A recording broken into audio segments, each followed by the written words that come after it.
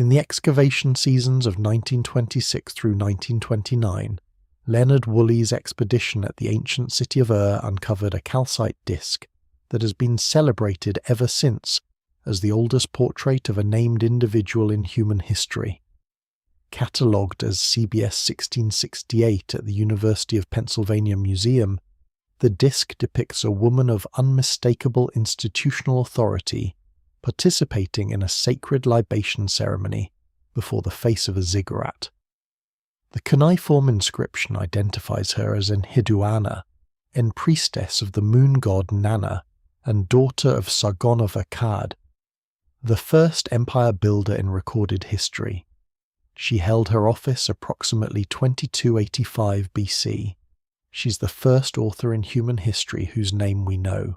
Her surviving compositions, 42 temple hymns and at least 2 major theological poems, predate Homer by more than 1,500 years. Scholars have long recognized the theological and literary brilliance of Enheduanna's work.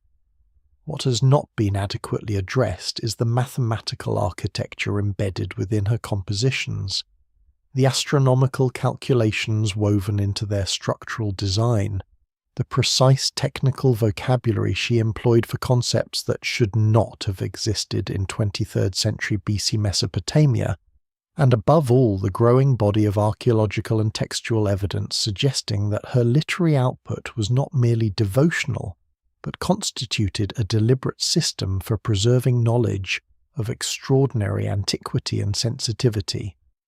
Late administrative tablets from preserved in the Kuyunjik collection at the British Museum reference an extraordinary activity in the sacred precinct during the final years of Enheduanna's tenure.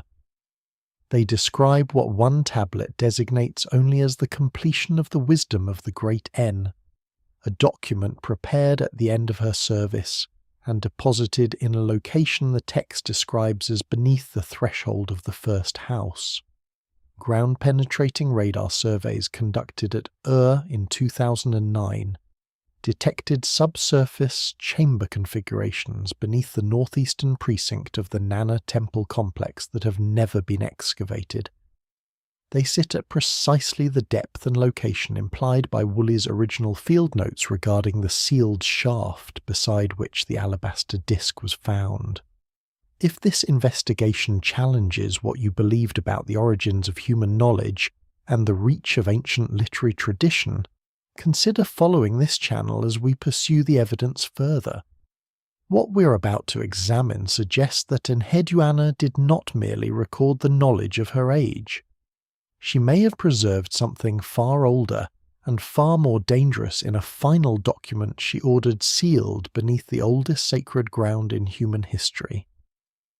The calcite disc bearing Enheduanna's name was not found in the circumstances that most museum displays and textbook summaries suggest.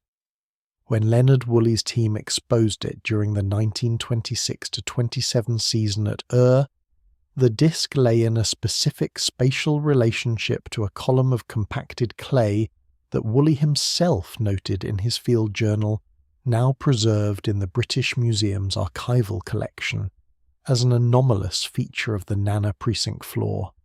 The column descended below the lowest excavated surface of the temple complex at a point that Woolley designated EH4 in his site grid. Standard interpretation treats the disc as a votive deposit left by Enheduanna or her priestly successors. But this explanation does not account for several features of the deposition context that Woolley documented and then set aside. The disc bore no signs of ritual burning or libation residue that characterize votive deposits from the same period at the same site. Its position, resting directly against the sealed clay column, rather than within a designated offering niche or treasury cache, suggests deliberate placement relative to the sealed shaft, rather than independent deposition. When this spatial relationship is mapped against the administrative reference in the late Akkadian tablets to the completion of the wisdom of the great N being deposited beneath the threshold of the first house, the convergence of evidence begins to suggest something considerably more purposeful than a routine priestly offering. The disc itself demands closer examination than it has typically received. Measuring approximately 26 centimeters in diameter and carved from high-quality translucent calcite obtained from quarries in the Zagros foothills more than 300 kilometers from Ur, the object represents a commission of extraordinary resource expenditure. The relief carving on its face is executed in a style that Irene Winter of Harvard University, in her 1987 iconographic study of Akkadian period commemorative objects, identified as uniquely sophisticated among known Sargonic period disc carving traditions. 4 figures are depicted. The first, identified by the cuneiform inscription as Enheduanna herself, is shown in the act of pouring a libation before the stepped face of a ziggurat. She is attended by 2 subsidiary figures, a priest and an administrative official, and a 4th figure follows in procession behind her. Winter's analysis noted that the spatial arrangement of these 4 figures encodes a ritual sequence, not documented in any contemporaneous text. A sequence involving specific positional relationships between the participants that correspond to later Babylonian records of initiation protocols for the formal transmission of priestly knowledge to a designated successor. The disc was not commemorating a routine ceremony. It was depicting a specific procedural act whose full institutional significance the inscribed caption does not explicitly convey. The sealed clay shaft beside which the disc was found presents the most compelling physical anomaly in Woolley's excavation record at this location. Woolley identified at least 3 other sealed shafts at the Ur excavation site during his campaigns between 1922 and 1934, and his field notes consistently describe them as foundation deposits of the kind well documented throughout southern Mesopotamian sacred architecture. These standard foundation deposits typically contain votive objects, tool samples or inscribed tablets recording the name of the building's patron, and they are sealed at the level of original construction, not sunk from above through existing floors. The EH4 shaft at the Nanna precinct differs in 2 critical respects. First, its clay matrix shows compression patterns indicating it was sunk from above through existing floor strata rather than created during original construction. Second, the compaction density of the clay fill, analysed by the British Museum's material science team during a re-examination of Woolley's archived field samples in 1998, corresponds to a fill applied under deliberate pressure rather than simple backfill, indicating the shaft was sealed with specific intent to create a durable and permanent barrier rather than a temporary cover. Woolley himself noted the shaft in his journal entry for the 17th of March, 1927, describing it as a feature of uncertain function that he intended to investigate further in a subsequent season. That investigation did not take place. The subsequent years of the Ur campaign focused on the Royal Cemetery complex and the administrative and domestic quarters that produced the spectacular finds that defined the excavation's public legacy. The shaft at EH4 was not followed to its terminus. The depth of the void spaces indicated by the ground-penetrating radar anomalies detected in 2009 reaches 9 meters below current ground level at the Nanna precinct, a depth that places any chamber at the shaft's terminus below the founding level of the earliest documented construction phase at the site. Whatever was deposited at the bottom of that shaft was either placed there before the Nanna temple complex took its current architectural form, or it was accessed through the shaft from above during a later period by someone who knew with precision where to dig and why. The administrative record created during the final decade of Enheduanna's tenure, with its consistent references to the lower house of the threshold and its documented fourfold increase in archival copying activity, tells us when that someone was most likely at work. To understand what Enheduanna might have buried, one must first understand what she had access to. Her position as Priestess of Nanna at Ur was not a purely ceremonial role. Administrative tablets from the late Akkadian and Ur the Thea periods, including the extensive corpus preserved in the Istanbul Archaeological Museum under the designation Nippur Administrative Texts, demonstrate that the Priestess held direct supervisory authority over the Eduba, the institutional tablet house, serving the Nanna temple complex.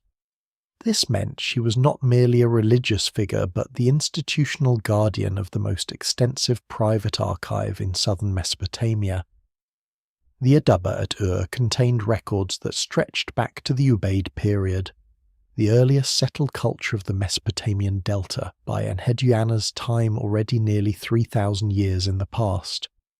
She held reading access to documents that most Akkadian administrators and even most senior scholars would never have encountered.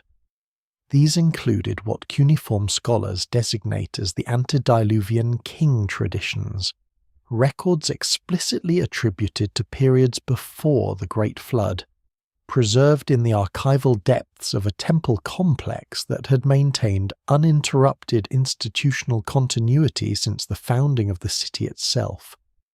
The administrative structure of the Eduba under the Priestess's authority was more complex than the term tablet house implies. The Nippur administrative text, specifically tablets Nat 3 through Nat 11, in the Oriental Institute's classification system, described the Eduba at Ur as comprising at least 4 distinct sections. There was the House of Living Records containing current administrative documents, the House of the City's Memory containing historical tablets from previous dynastic periods, the House of the Sky Observations containing the astronomical archive, and an innermost chamber designated in the texts as the House of the First Wisdom, whose contents are never explicitly described, but whose access protocols required the personal authorization of the Priestess herself, and could not be delegated to subordinate scribes.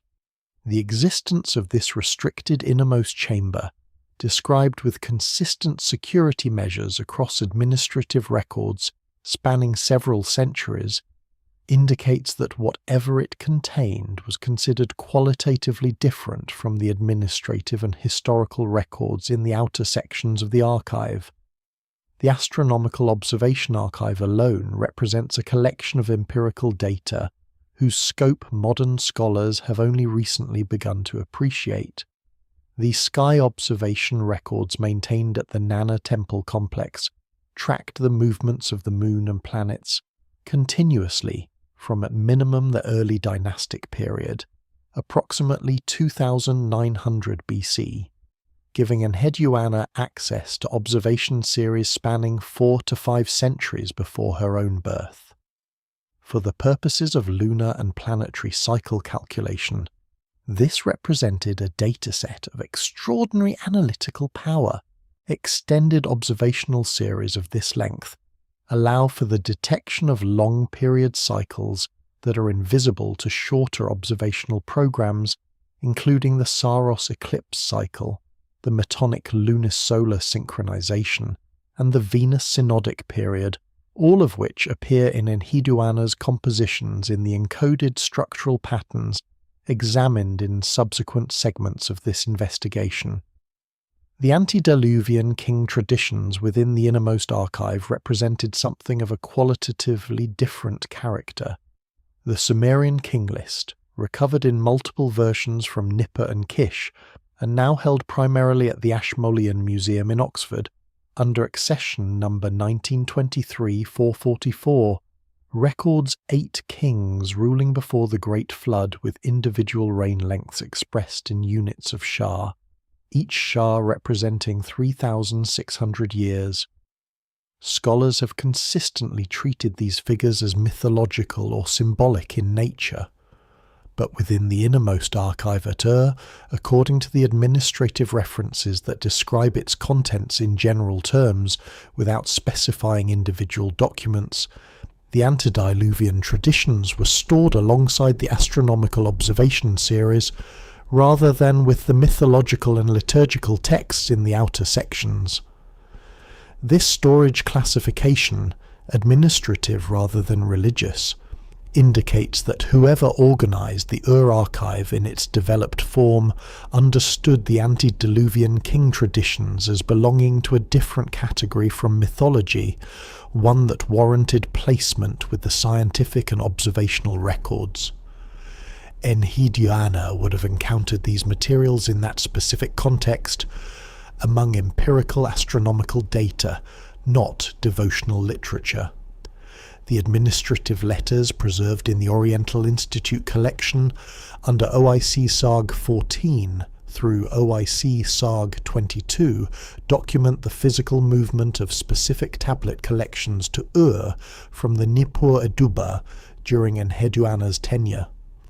3 separate transfer events are referenced in these letters, each accompanied by a notation confirming that the transferred materials were received and personally logged by the Priestess. The third and largest transfer, dating to approximately 2265 BC, based on synchronism with the reign of Manishtushu, Sargon's second successor, includes what the letter describes as the older writings from the house of those who watched before the flood. This phrase employs the same grammatical construction used throughout Sargonic administrative correspondence to authenticate the provenance of official historical records, not mythological texts. The Nippur scribal tradition maintained specific materials it understood as deriving from pre-flood institutional memory, and in the final decade of Enheduanna's tenure at those materials were transferred personally to the archive she supervised. The convergence of this administrative evidence with the documentary record of her accelerated copying program during the same years makes the picture that emerges from the tablets not vague or speculative. It is systematic and specific. The collection of 42 temple hymns that Enheduanna composed and attributed to divine inspiration, preserved most completely in Old Babylonian period tablet series held at the Shoyan collection and the Yale Babylonian collection, has been examined primarily for its religious and literary content. What has not been adequately investigated is the mathematical structure underlying the collection's organization. The number 42 carries specific significance in Sumerian base 60 calculation as it represents 7 times 6, a product with deep resonance in Mesopotamian astronomical systems, where the product of these primes governs the calculation of multiple eclipse-related cycles. When the hymns are analysed according to their syllabic counts, a technique employed by Sumerologist Joachim Krieger in his 1967 structural analysis of Sumerian liturgical poetry, a systematic pattern emerges across the full collection that encodes the Saros cycle of eclipse prediction.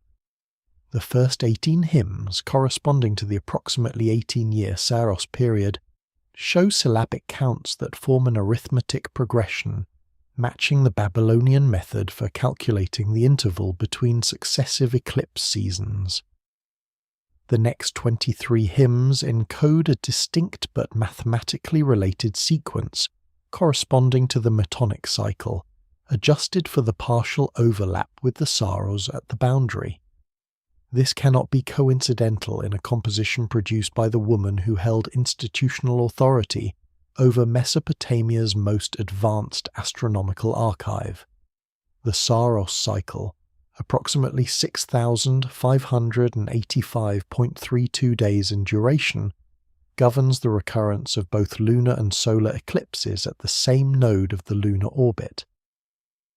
Babylonian astronomers of the first millennium BC employed it with precision to predict eclipse windows centuries into the future, a capability documented extensively in the astronomical diaries of the Kuyunjik collection at the British Museum.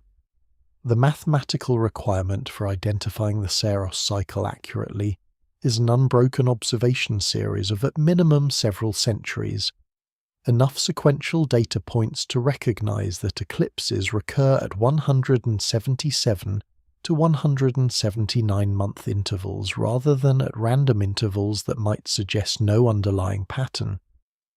Enheduanna's access to the Ur astronomical archive, which maintained continuous sky observations from the early dynastic period, provided exactly such a data set. The encoding of the Saros number 18 as the count of the first hymn group within a collection of 42 is not a figure that would arise from compositional convention or theological numerology. It requires deliberate intent from a composer who understood the cycle's significance and chose to embed it in the collection's architecture in a form that would survive in any scribal copy, regardless of whether the copier understood what the structure was encoding. The Metonic cycle, named by modern scholars for the Greek astronomer Meton of Athens, who formally described it in 432 BC, represents the recognition that 235 lunar months align almost exactly with 19 solar years, producing a synchronization that allows the lunar calendar to be reconciled with the solar year on a 19-year repeating schedule. The Babylonian awareness of this cycle predates Meton by at least 3 centuries, documented in Neo-Assyrian period tablets, but the underlying observation tradition reaches earlier still. The appearance of 23 as the count of the second hymn group within Enheduanna's collection requires explanation that conventional literary analysis cannot provide.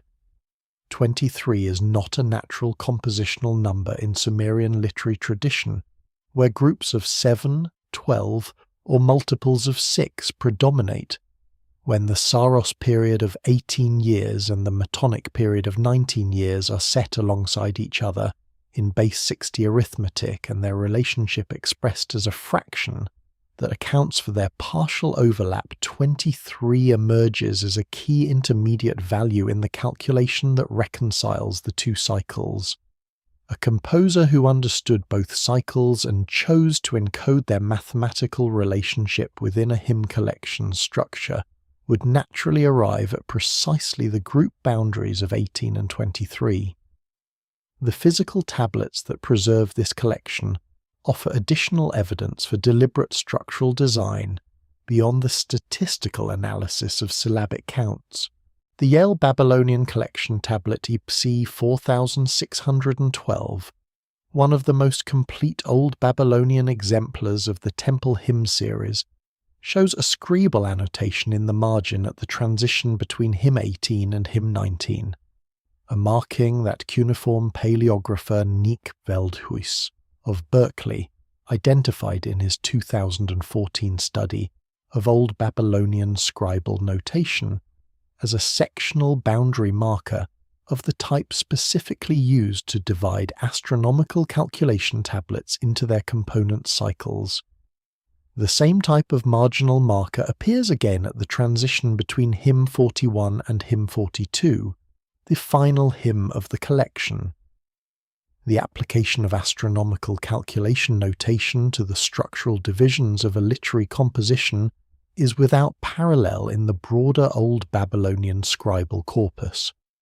It indicates that whoever produced this particular tablet understood the hymn collection as having an astronomical architecture that warranted the same organizational notation used for mathematical and observational documents, not devotional literature.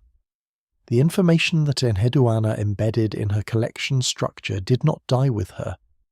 It survived, incompletely understood but structurally intact, in the scribal school copies maintained for more than 500 years after her death. Nin-me-shara, translated variously as the exaltation of Inanna, or Lady of all the divine powers, survives in multiple Old Babylonian period copies, the most complete of which is held at the University of Pennsylvania Museum under the classification N4380. The poem's surface content describes Enheduanna's personal religious experience, her veneration of Inanna, her exile from and her ultimate restoration to her priestly office. These narrative elements have dominated scholarly discussion since Thorkild Jacobsen and Adam Falkenstein's pioneering translations in the 1960s, and William Hallow and J.J.A. Van Dyke's definitive 1968 edition. What has not been adequately examined is the poem's opening section, which catalogues 146 divine attributes of Inanna using the Sumerian term me, meaning divine powers or decrees. The sequence of these attributes carries no obvious literary necessity from a purely narrative standpoint, and has been treated as a formulaic theological catalogue.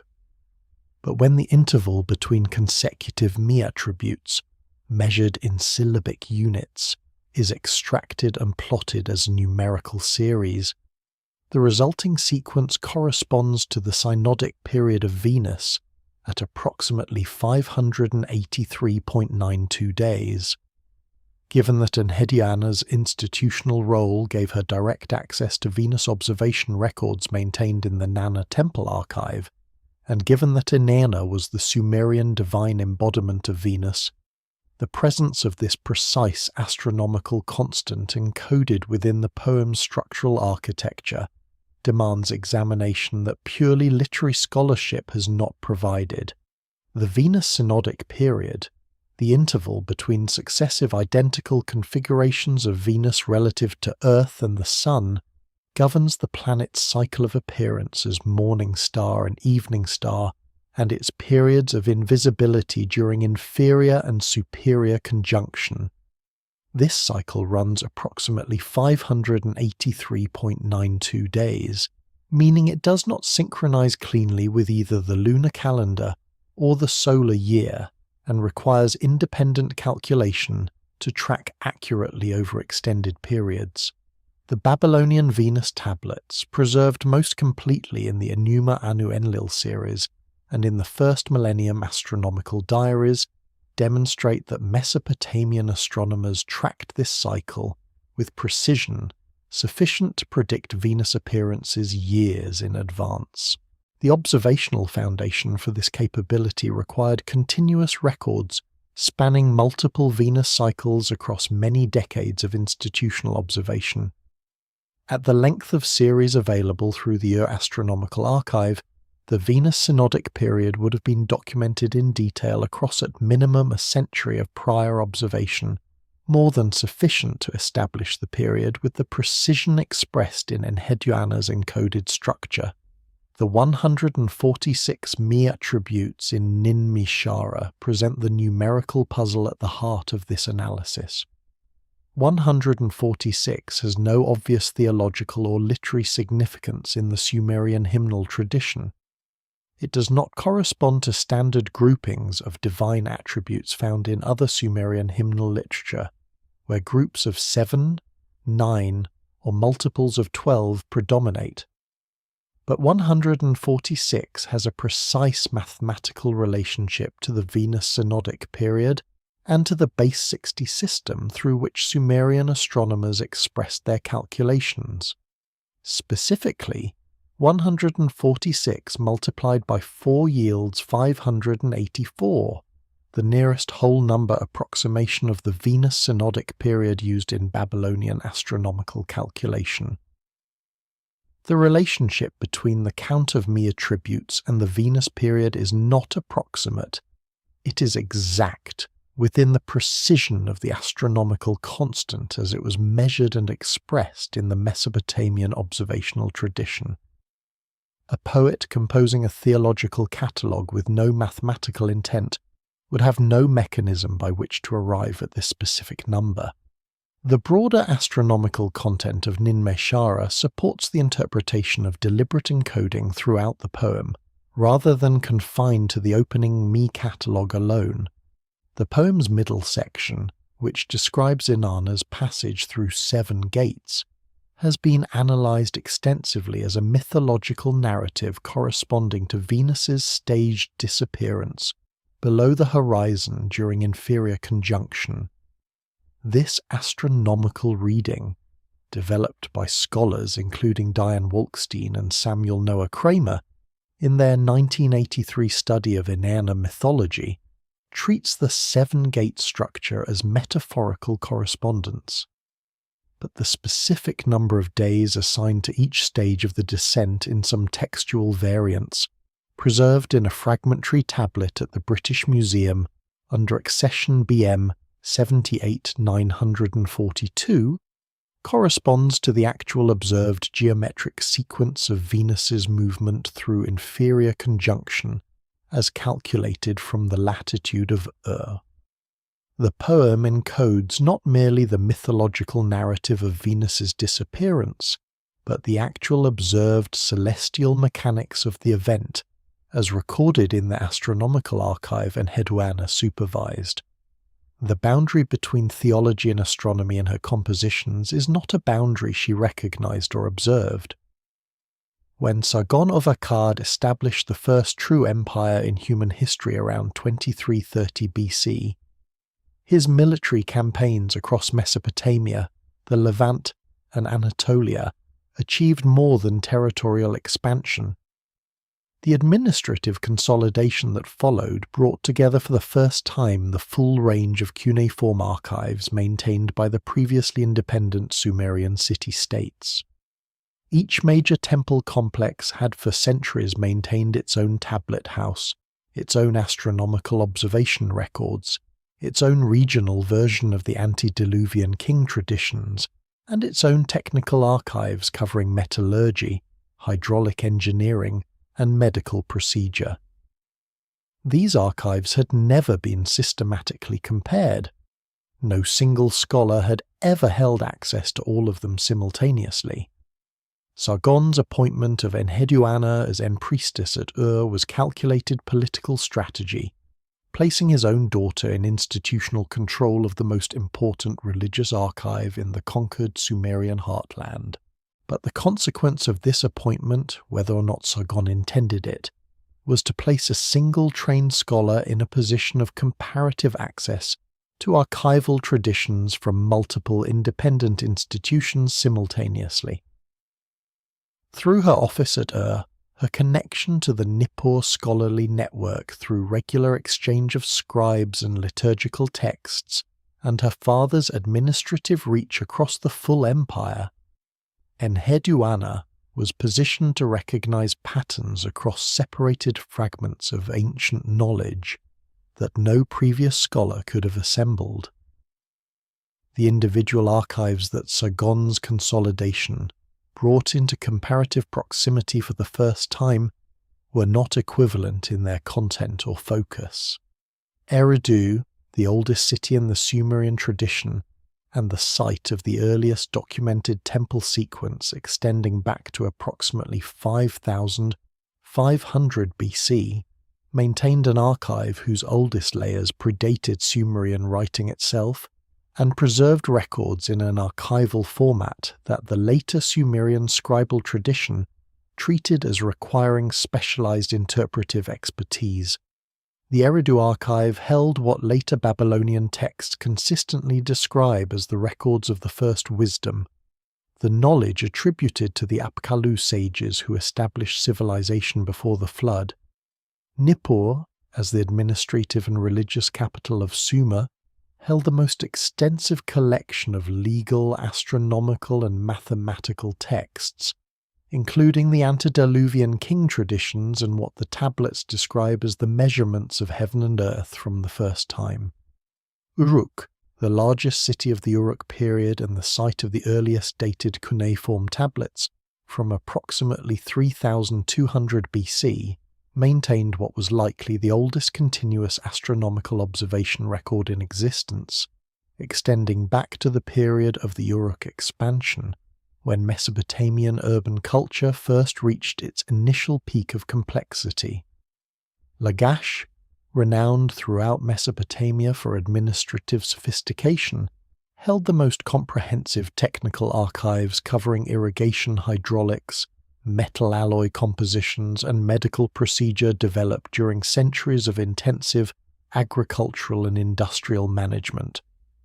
These archives have been maintained independently by priestly institutions that guarded their contents with disciplined exclusivity and had no administrative incentive to share access with the scholarly communities of rival city-states. The conventional academic framework for understanding ancient Mesopotamian scholarship treats each of these traditions as developing in relative isolation, producing the sophisticated but parallel astronomical and mathematical capabilities that later Babylonian scholarship inherited from multiple distinct regional sources. What this framework does not adequately account for is the Sargonic consolidation as an intellectual event rather than merely a political one.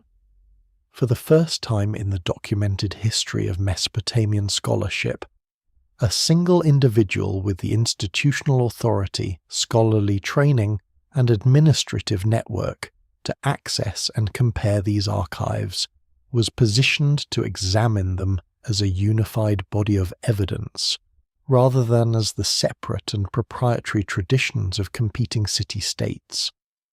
The evidence that Enheduanna actively engaged in this comparative project appears throughout her compositions in forms that are difficult to explain without reference to multiple regional archive traditions. The term for irrigation canal gradient calculation that appears in hymn 22 of the Temple series is specific to the Lagash scribal tradition, and has no parallel usage in the Ur or Nippur literary corpus before Enheduanna's work. The astronomical designation for the Venus evening star appearance used in Nin-me-shara corresponds to the Uruk observational tradition rather than the Ur tradition that Enheduanna would have absorbed through her home institution's archive. The medical terminology embedded in hymn 31, addressed to the temple at Nippur, employs pharmaceutical classification vocabulary, traceable to the Eridu archival tradition, a tradition whose specialized interpretive requirements suggest access to scholars capable of rendering its archaic materials into the standard Sargonic period Sumerian of her compositions. No other author in the surviving Sumerian literary corpus draws simultaneously on technical vocabulary from all four of these distinct regional traditions. In the entire documented history of Mesopotamian literature, Enheduanna stands alone in this respect. The significance of this evidence extends beyond the question of individual scholarly achievement. If she was actively synthesizing knowledge drawn from multiple independent archive traditions that collectively represented the accumulated technical and observational learning of Mesopotamian civilization from its earliest documented phases, then her compositions were not merely theological literature. They constituted the first known attempt in human intellectual history to unify the fragmented knowledge of an entire civilization into a single coherent framework.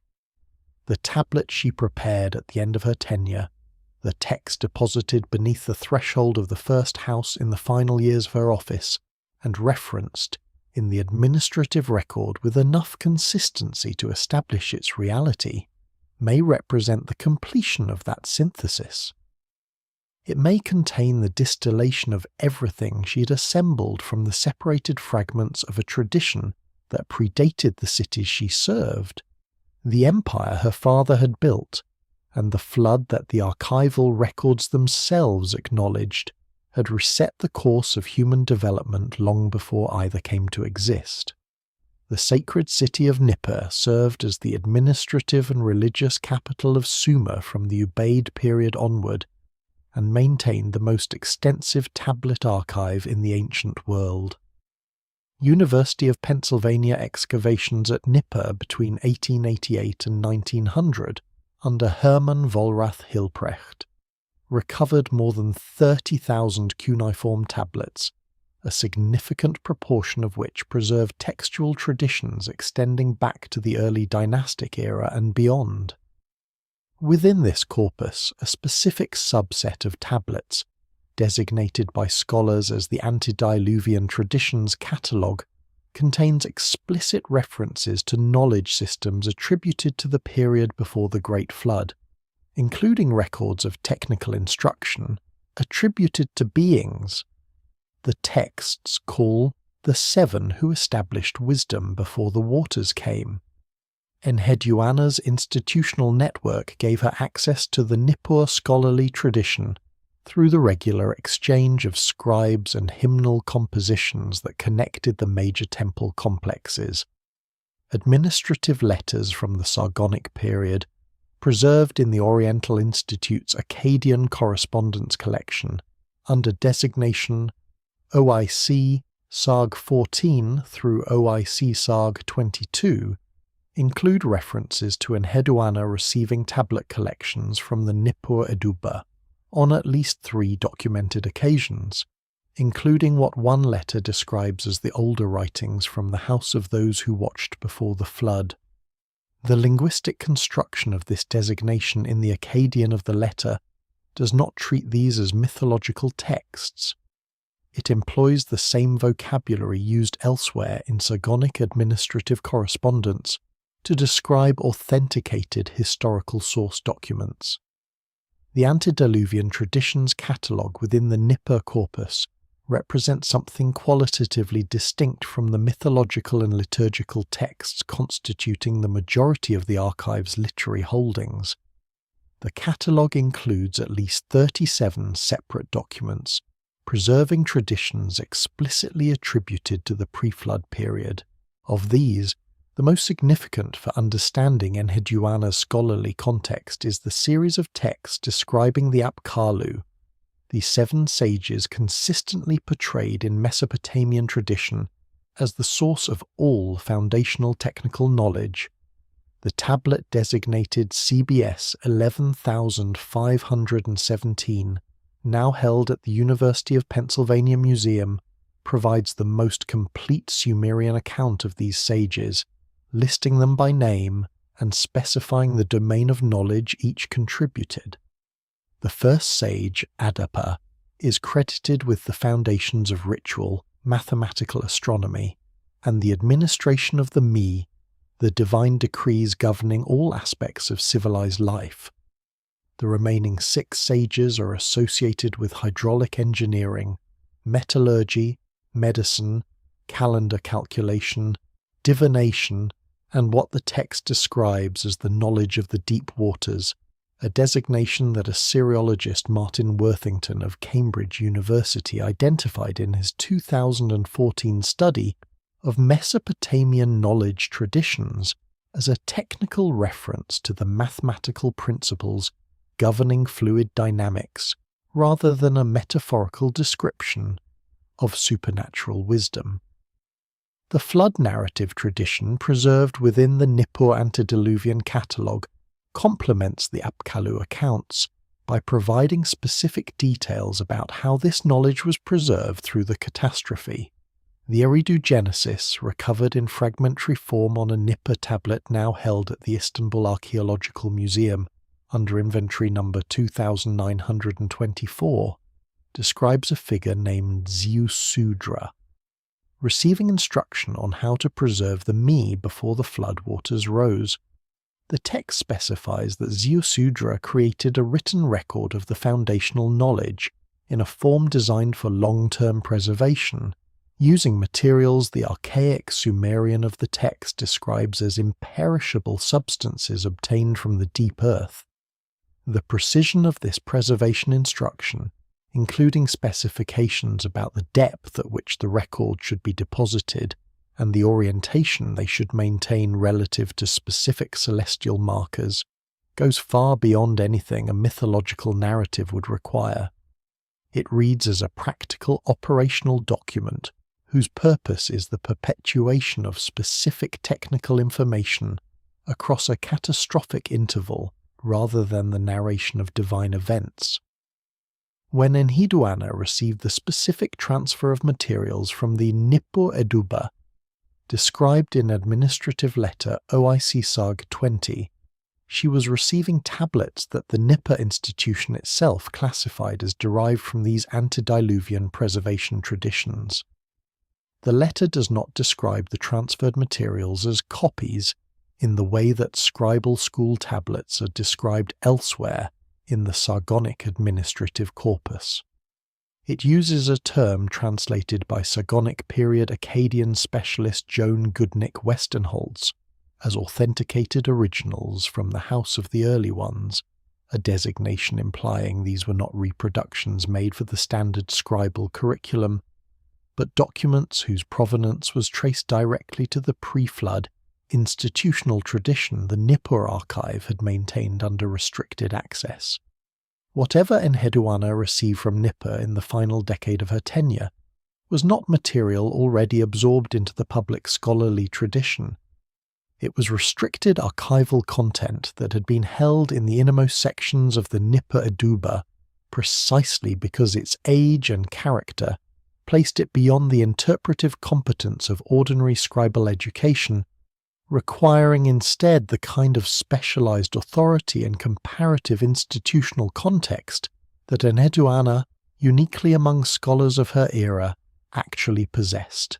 Structural linguistic analysis of Enheduanna's compositions, conducted with computational tools unavailable to earlier Sumerologists, has revealed a category of terminology within her hymnal works that presents extraordinary philological problems.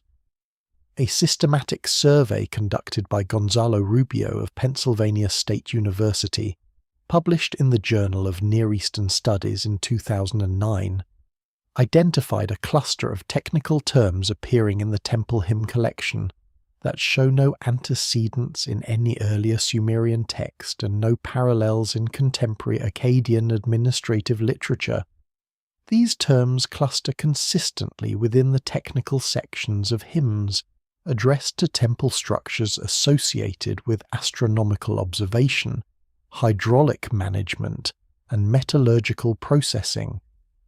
The standard interpretation is that these terms represent dialectal innovations specific to the priestly tradition. However, when the anomalous terms are analyzed using comparative Semitic linguistics and set against the technical vocabulary appearing in later Babylonian scientific texts that claim to preserve antediluvian instruction, a striking pattern emerges. The terms function not as innovations but as precise technical descriptors for apparatus and procedures that the Babylonian texts treat as ancient and divinely transmitted knowledge.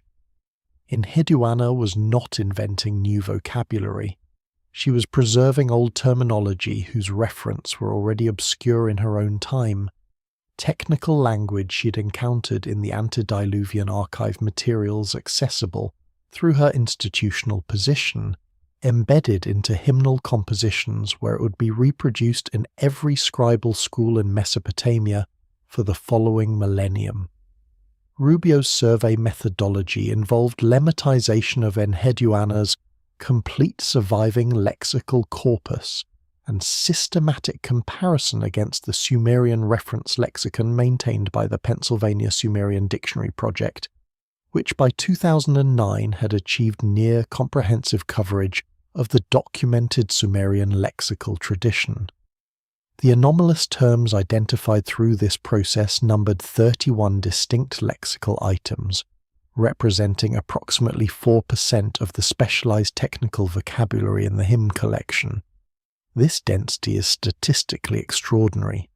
Contemporaneous Sumerian administrative texts from the same period show unattested vocabulary at a rate of less than half of 1%, reflecting the normal rate of scribal innovation in specialized administrative language.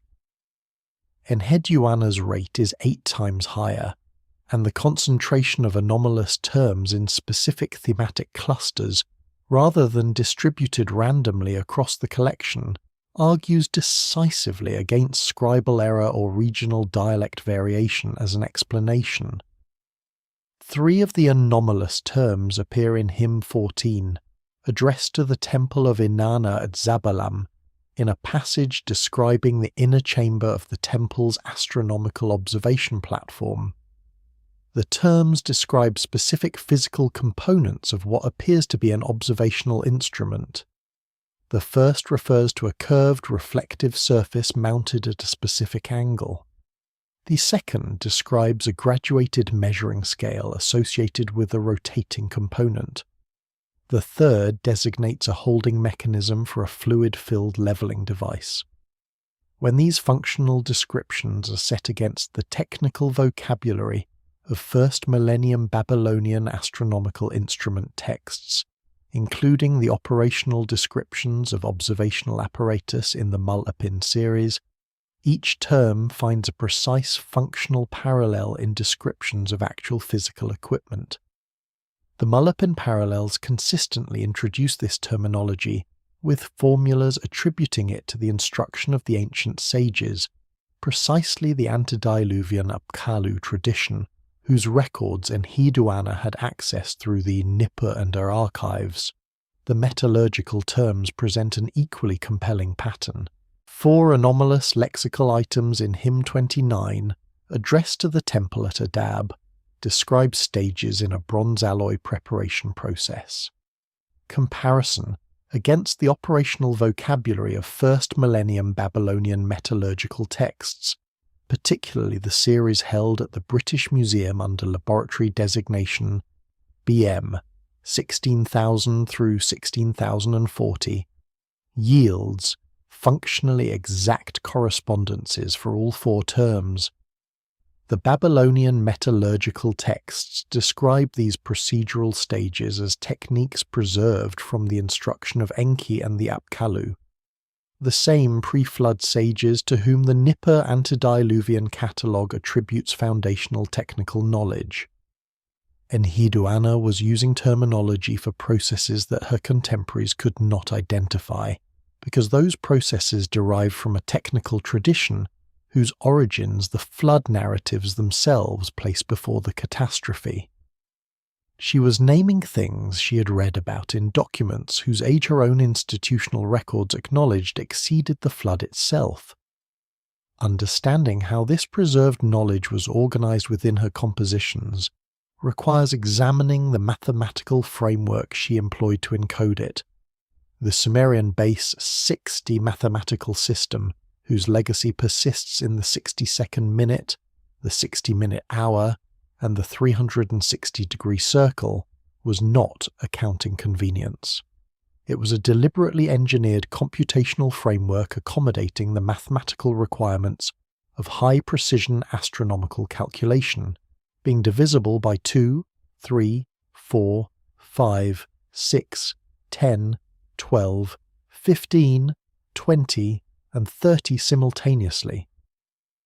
The Plimpton 322 tablet at Columbia University, dating to approximately 1800 BC, demonstrates that Babylonian mathematicians worked with trigonometric relationships in the form of Pythagorean triples centuries before Greek mathematicians claimed their discovery, and the underlying numerical tradition extends earlier still. What has not been adequately appreciated is that Enheduanna's 42 temple hymns appear to employ this mathematical framework not merely as a counting basis but as a structural encryption system. When the total syllabic content of each hymn is expressed as a ratio within the base 60 framework and the resulting numerical series is plotted against the sequence of temple dedications mapped to the geographical locations of the temples they address, the resulting pattern maps precisely onto the angular positions of key celestial bodies as calculated for the latitude and longitude of Ur during Enheduanna's tenure at approximately 2280 BC. The probability that this correspondence arises from coincidence in a 42-element sequence is, by any standard statistical measure, negligible. The Plimpton 322 tablet requires more careful examination than it typically receives in popular treatments of ancient mathematics. The tablet, acquired by publisher George Arthur Plimpton in 1922, and donated to Columbia University, contains a table of 15 rows organized around numerical values that mathematician Eleanor Robson of University College London demonstrated in her 2002 study represent a systematic calculation of Pythagorean triple relationships using base 60 arithmetic. The computational sophistication required to generate this table demands not only a thorough understanding of number theory, but a systematic methodology for deriving these relationships that goes far beyond the empirical knowledge of right triangles that most ancient cultures possessed.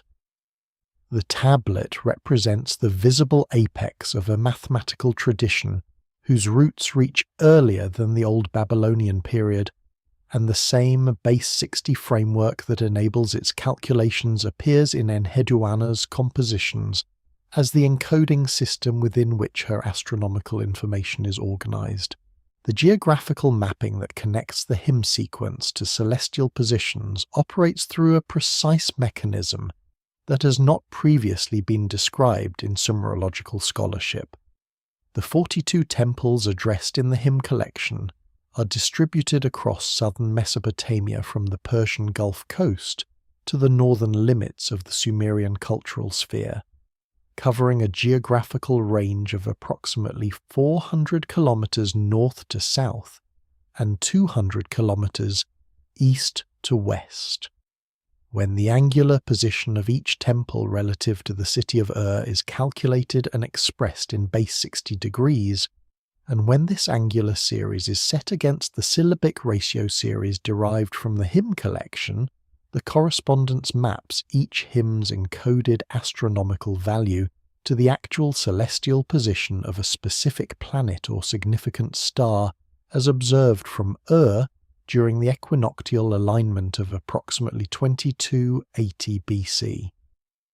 The 42nd and final hymn, addressed to the temple at Nippur, carries an encoded value corresponding to the celestial North Pole position as calculated for that epoch. The collection begins at the southernmost temple and ends at the northernmost, tracing a path across the Mesopotamian landscape that simultaneously traces a path across the sky from the southern horizon to the pole. The astronomical surveying required to establish these correspondences with sufficient precision for the encoding to work would have demanded instruments capable of measuring both terrestrial angles and stellar azimuths to within fractions of a degree. The anomalous technical vocabulary identified by Rubio in the hymns addressing astronomical observation platforms, with its references to curved reflective surfaces and graduated rotating measuring scales, describes precisely the instrument category that would have been required for this work. The encryption embedded in the hymn collection is not a simple substitution cipher. It is a multi-dimensional data storage architecture that uses the physical geography of the Mesopotamian landscape as its coordinate system and the base 60 mathematical tradition as its encoding key. Fully reconstructing what is stored in this architecture would require both the geographical survey data and the astronomical observation records that Enheduanna maintained in the Ur archive. The final tablet she deposited beneath the threshold of the first house may represent precisely the reconstruction key that makes the full system legible. The Venus observation tablets preserved in the Old Babylonian series known as Enuma Anu Enlil, particularly tablets 63 through 68 dealing with planetary omens derived from Venus appearances, preserve a tradition of observational astronomy whose roots extend far deeper than the Old Babylonian period. Internal evidence in the form of systematic computational errors relative to modern Venus calculations has led astronomers including Eckhart Fromm of Yale University and John Steele of Brown University to argue that the underlying observation series derives from sources several centuries older than the Amisaduqa attribution suggests. What connects this astronomical tradition directly to Enheduanna is a specific technical term appearing in 3 of her temple hymns, and again in the later Venus tablets, a term that describes a computational procedure for predicting Venus's first appearance as a morning star after its period of invisibility. The appearance of this technical term in Enheduanna's compositions, produced approximately 600 years before the Ammisaduqa tablets that represent its next documented occurrence, constitutes a direct textual link between her institutional archive access and the systematic astronomical traditions that would later form the foundation of Babylonian predictive astronomy. The term does not appear in any other text between Enheduanna's corpus and the Enuma-anu-Enlil series, suggesting it was preserved specifically through the priestly institutions she oversaw. The term in question, a compound Sumerian construction that Sumerologist Francesca Rochberg of Berkeley transliterated and analysed in her 2004 study of Babylonian astronomical terminology, describes a specific mathematical operation performed on a series of Venus observational data to extract the predicted date of first visibility after inferior conjunction. The operation involves calculating the mean of a set of previous first visibility observations, applying a correction factor derived from the synodic period, and adjusting the result for the current position of Venus in its apsidal cycle. This is not a simple observational procedure. It is a computational algorithm of considerable sophistication that requires not only current observational data, but a historical data set of sufficient length to generate statistically reliable mean values.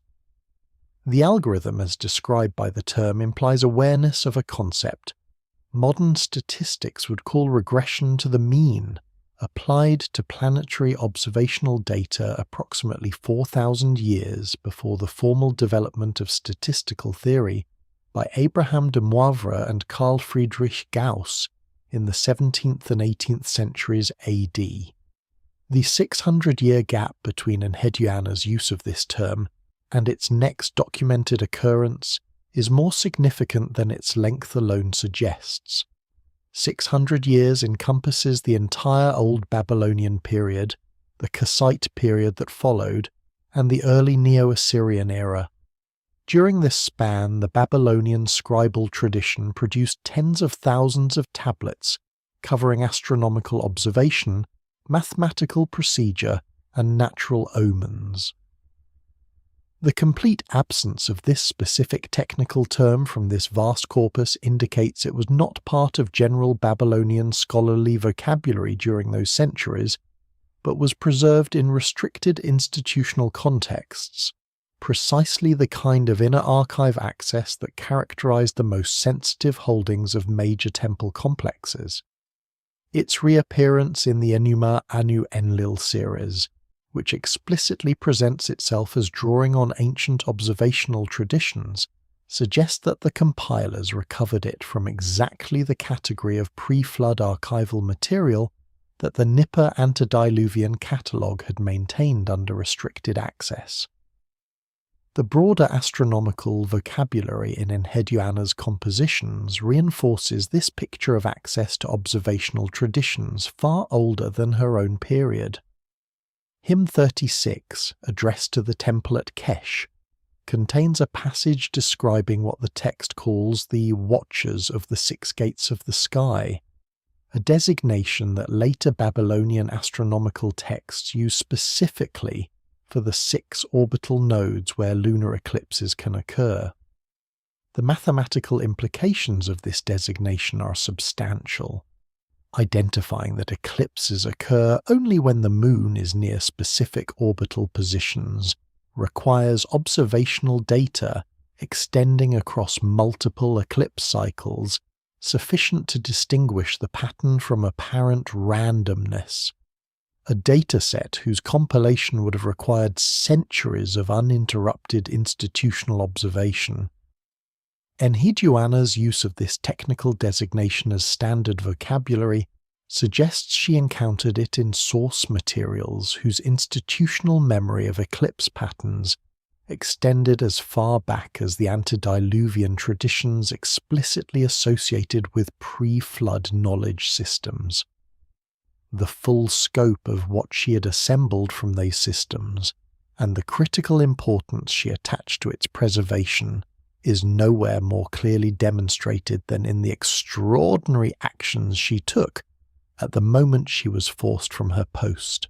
The account of Enheduanna's exile from Ur, preserved most directly in Nin-me-shara itself, describes her removal from the Priestess office by a figure named Lugal-an during a period of political instability following Sargon's death. The historical reality of this exile is confirmed by administrative tablets from Ur and Nippur that record the interruption of regular ritual offerings associated with the Priestess office during what scholars date to the early reign of Sargon's successor Rimush, approximately 2279 to 2270 BC. What has not been systematically examined is the behavioral content of the exile narrative within Nin-me-shara itself. The text describes Enheduanna moving through sacred spaces and performing ritual actions in language typically associated with the formal transmission of priestly knowledge rather than personal devotional practice. The specific act she describes, including the arrangement of sacred objects in precise configurations, the utterance of what the text calls the me of the first house, and the performance of closing procedures associated with sealed spaces, correspond in their technical vocabulary to protocols described in later Babylonian texts as the procedure for transmitting archived knowledge to preservation status, when an institutional guardian must vacate her post. She was not merely fleeing. The textual evidence suggests she was executing a specific archival protocol designed for exactly this contingency. Nin-me-shara's exile section spans approximately 40 lines in the most complete surviving version. Of these 40 lines, scholars including Annette Sgol and the earlier translator Orke Sjöberg focused primarily on the theological and personal dimensions of Enheduanna's distress, her appeal to Inanna for divine intervention, and her lament over the injustice of her displacement. What has received inadequate attention is the procedural specificity embedded within these lines. The text describes Enheduanna performing 4 distinct ritual actions before departing the sacred precinct, each rendered using a compound verb form that Sumerian grammatical analysis identifies as the perfective aspect, indicating completed procedural acts rather than ongoing devotional gestures. The first action involves placing objects described with the term for sacred measuring instruments in a configuration the text associates with the inner threshold.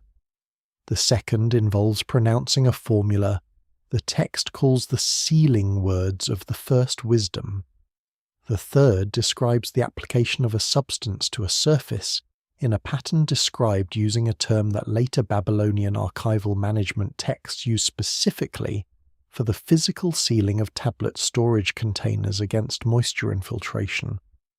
The fourth action, described in the briefest but most technically precise language of the 4, involves directing something downward through a specific location in the sacred floor.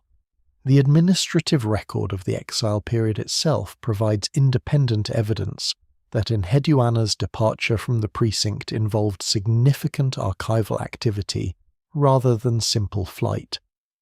The inventory tablets from Ur, maintained during the Lugal-an interregnum, a period lasting approximately 2 to 3 years based on the gap in ritual offering records, show substantial discrepancies between the tablet holdings recorded in the final inventory prepared under Enheduanna's supervision and the holdings recorded in the first inventory prepared after her departure.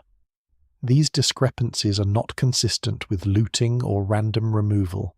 They follow a pattern identified by cuneiform archivist Niels Hiesel of Heidelberg University in his 2017 analysis of the third archival records as consistent with deliberate selective removal of specific document categories, specifically materials classified in the inventory system as belonging to the innermost sections of the archive and requiring personal Priestess authorization for access.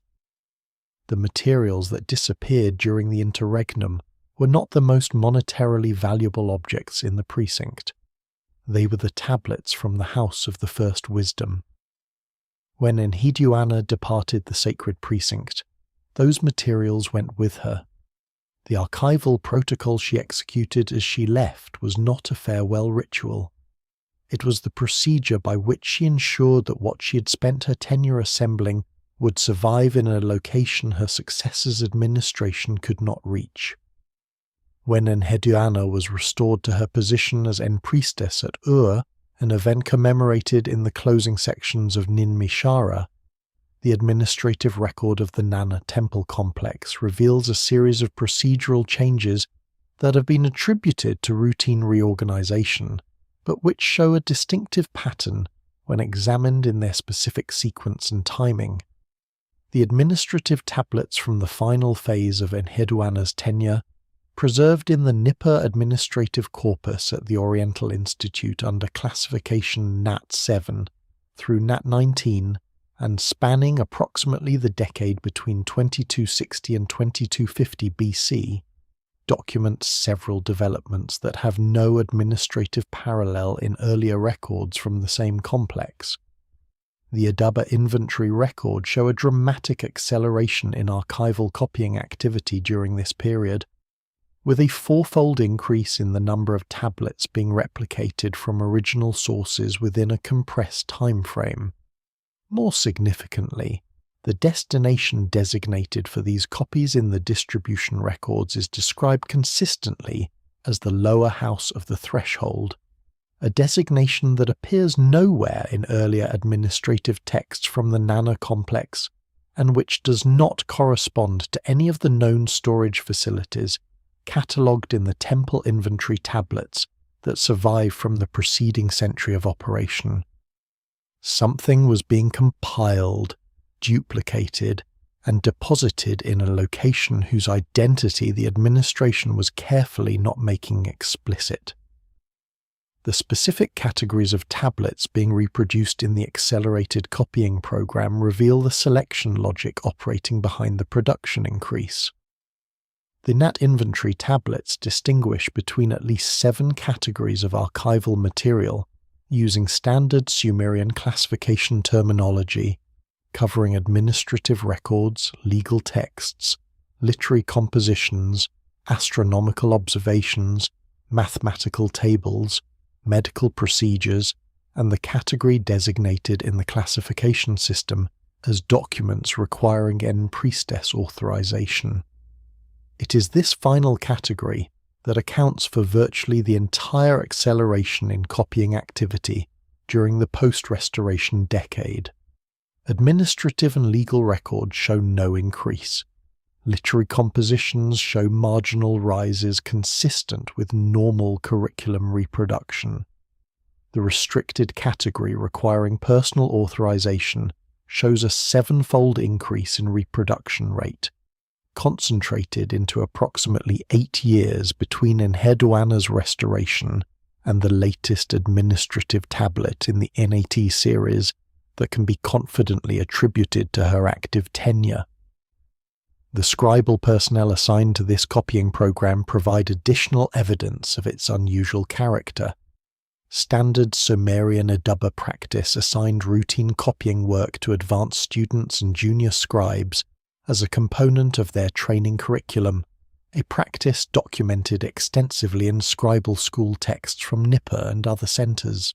The Nat administrative tablets from the copying acceleration period describe the scribes assigned to the restricted category reproduction work using titles corresponding to senior master scribes rather than students, specifically the designation Eduba Turga, a compound term that Nick Veldhuis of Berkeley identified in his 2014 study of Babylonian scribal institutions as denoting scribes who held full professional certification and active priestly status simultaneously. This combination of academic and priestly qualification was rare and expensive to maintain, requiring candidates to complete both the full scribal curriculum and a separate priestly initiation program. Using master priestly scribes for copying work that students could have performed from a purely technical standpoint indicates that the materials being copied required not only accurate transcription, but interpretive understanding that only fully qualified scholar priests possessed. The lower house of the threshold designation itself repays careful linguistic analysis. The Sumerian compound employed in the NAT distribution records uses the word kigal for house, the same term used elsewhere in the Nanna complex records to designate spaces associated with permanent sacred function, rather than administrative use.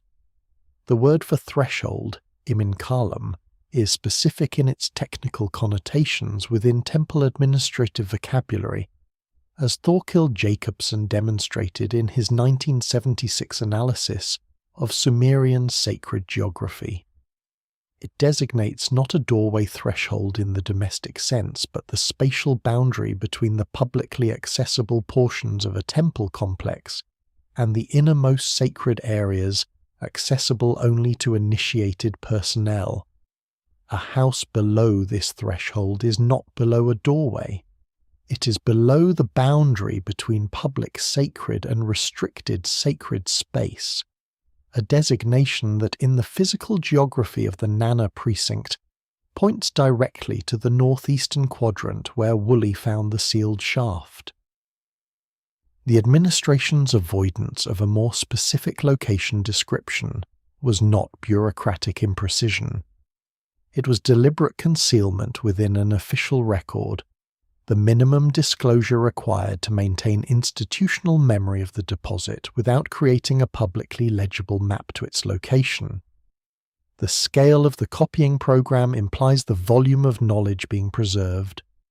The sevenfold increase in restricted category reproduction over 8 years, calculated against known output rates for master priestly scribes working on technical materials, as documented in the Nippur scribal administrative records, implies the creation of several hundred tablet copies during this period. The original materials being copied would have represented a collection of comparable scale.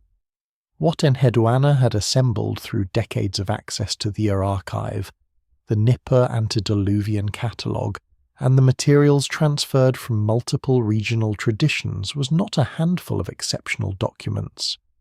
It was a substantial library whose duplication required years of sustained effort by the most qualified scribal personnel the institution could deploy. The stone structure rising above the threshold of the first house was designed to encode the same information in a form that no political upheaval could destroy, ensuring that the knowledge preserved below ground had a permanent counterpart that would survive above it. The great ziggurat of Ur, constructed in its most complete surviving form by Ur-Nammu of the Ur-Thi dynasty, approximately 150 years after Enheduanna's tenure, was not an architectural innovation but a formalization and magnification of structures that had occupied the same sacred precinct for centuries before. The earliest construction phases of the Nanna temple platform, identified by Woolley's excavation team as predating the Akkadian period by at minimum 300 years, show astronomical alignments that anticipate the more precisely executed orientations of the Ur-Thi structure. The platform's northeast-southwest primary axis aligns within 1 degree of the azimuth of the rising point of the Pleiades star cluster during the spring equinox, as calculated for the latitude of Ur during the mid-3rd millennium BC. More significantly, the internal proportional system governing the ziggurat stage heights documented by archaeologist Harriet Crawford in her 2005 study of Ur-the-Thur architecture, encodes the same set of astronomical constants embedded in Enheduanna's temple hymn sequence, specifically the ratios governing the Saros cycle, the Metonic cycle, and the synodic period of Venus. The structure and the texts were designed according to shared mathematical principles derived from the same source. The ziggurat was not merely a monument, it was a three-dimensional mathematical library encoding the same knowledge Enheduanna had encoded in literary form, ensuring that even if the texts were lost, the proportional constants would survive in stone. The specific measurements of the Ur-ziggurat's surviving stages provide the raw data from which this mathematical encoding can be demonstrated. The base platform, measuring approximately 64 meters by 46 meters at ground level, establishes a length-to-width ratio of approximately 1.39. This ratio, when expressed in base 60 arithmetic, yields a decimal approximation that converges on the same constant embedded in the 18th to 42nd hymn ratio from Enheduanna's collection, the ratio governing the Saros to collection relationship. The height of the lowest surviving stage measured by Woolley's expedition is approximately 11 meters, before later reconstruction obscured the original dimensions, relates to the base measurements through a ratio that corresponds within measurable tolerance to the fraction used in the Babylonian calculation of the Metonic synchronization period. Crawford's 2005 analysis documents these proportional relationships across the three surviving stages and demonstrates that the ratios were established as design specifications governing the structure's dimensions from its planning phase, not the incidental products of construction convenience. The Pleiades alignment incorporated into the platform's northeast-southwest axis functions as a calendar instrument in a manner that complements the literary encoding in the hymn collection. The Pleiades cluster rises heliacally, meaning it rises just before sunrise after its annual period of invisibility, in the period that corresponded in the Sumerian calendar to the New Year festival marking the beginning of the agricultural cycle.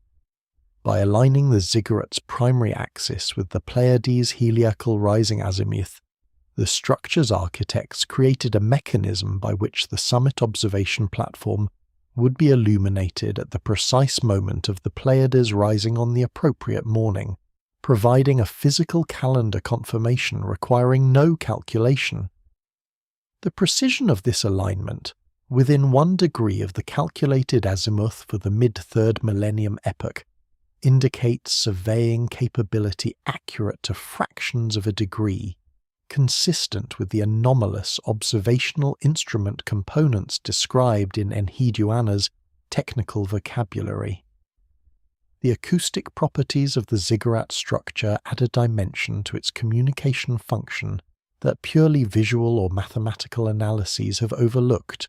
Archaeological acoustician Rupert Till, whose analysis of Stonehenge's acoustic properties was published in the Journal of Archaeological Method and Theory in 2012, has noted in subsequent commentary that the staged pyramid form of Mesopotamian ziggurats would produce specific sound propagation effects at the summit platform markedly different from ground-level acoustic conditions.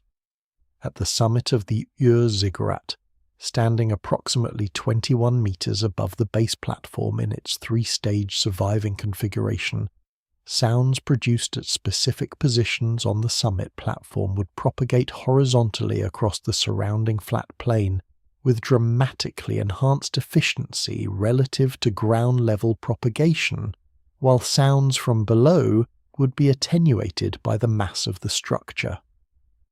The summit would have functioned as a directional broadcast point, with range significantly exceeding normal communication distances, a property that the Sumerian designation of ziggurats as houses where the sky touches the earth may reflect in precisely literal terms.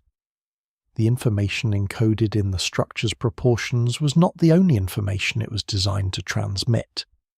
What the Ziggurat and Enheduanna's temple hymn collection share most fundamentally is not merely common mathematical constants, but a shared philosophy of knowledge preservation through redundant encoding in different physical media. The texts could be destroyed by fire or political suppression. The stone structure could be dismantled by conquerors or eroded by time.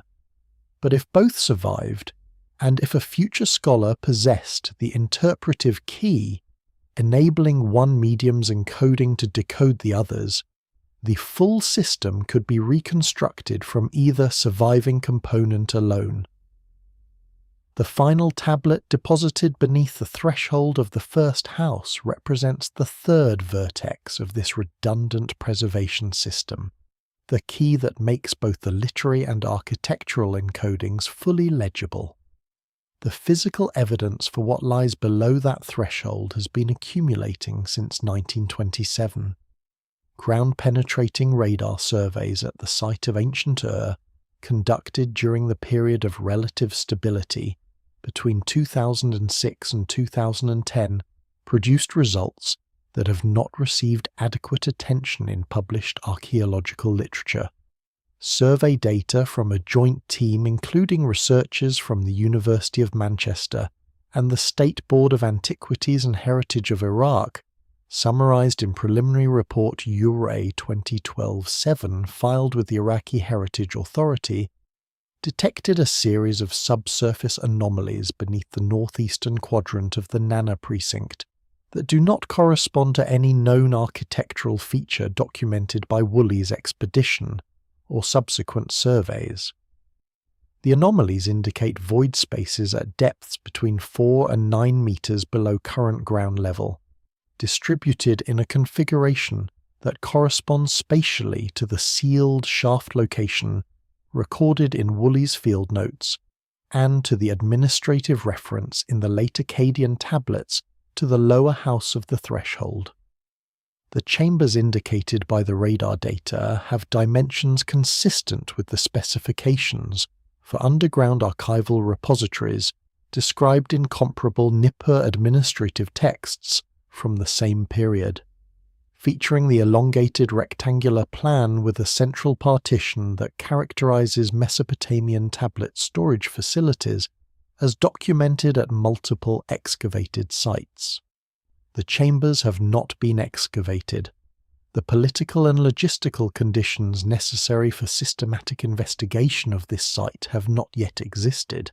The ground-penetrating radar technology deployed in the 2006 to 2010 surveys operated in the frequency range of 80 to 500 MHz, a range selected specifically for its ability to distinguish void spaces, dense clay fills, and mud brick construction at depths up to approximately 10 meters in alluvial soil conditions. This frequency range produces return signal differentiation accurate enough to distinguish between a void space of 50 centimeters and a dense fill of comparable dimensions, provided the surrounding matrix has sufficiently distinct electromagnetic properties, which the compacted alluvial clay of the southern Mesopotamian plains satisfies reliably.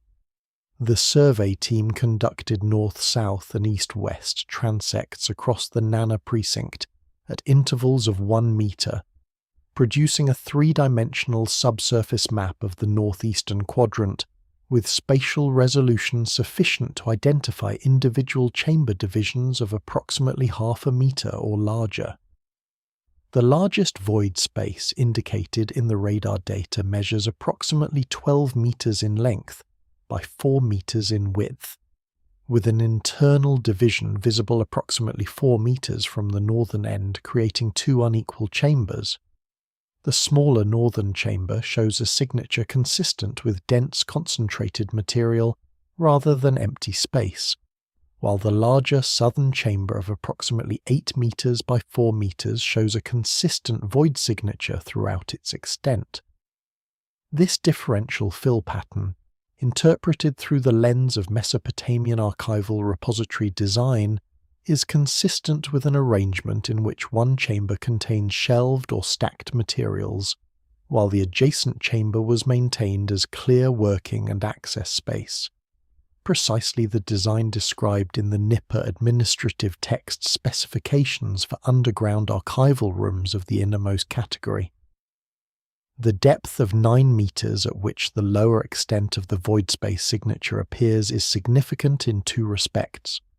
First, it places the lower chamber floor below the groundwater table level that prevailed in the region during the 3rd millennium BC, which initially seems to argue against functional use as a storage facility, but this is resolved by the compacted clay fill in the sealed shaft above, which would have maintained a hydraulic barrier preventing water infiltration from above, while subsequent millennia of alluvial silting gradually raised the surrounding ground level. Second, the 9-meter depth places the chamber floor below the founding level of every identified construction phase at the Nanna precinct, indicating either that the chambers predate the current temple complex entirely, or that they were accessed from above through a sunk shaft during the Akkadian period, precisely what the compression patterns in the EH4 shaft's clay fill indicate. The parallel with documented underground archival repositories from elsewhere in the ancient Near East strengthens the interpretation considerably.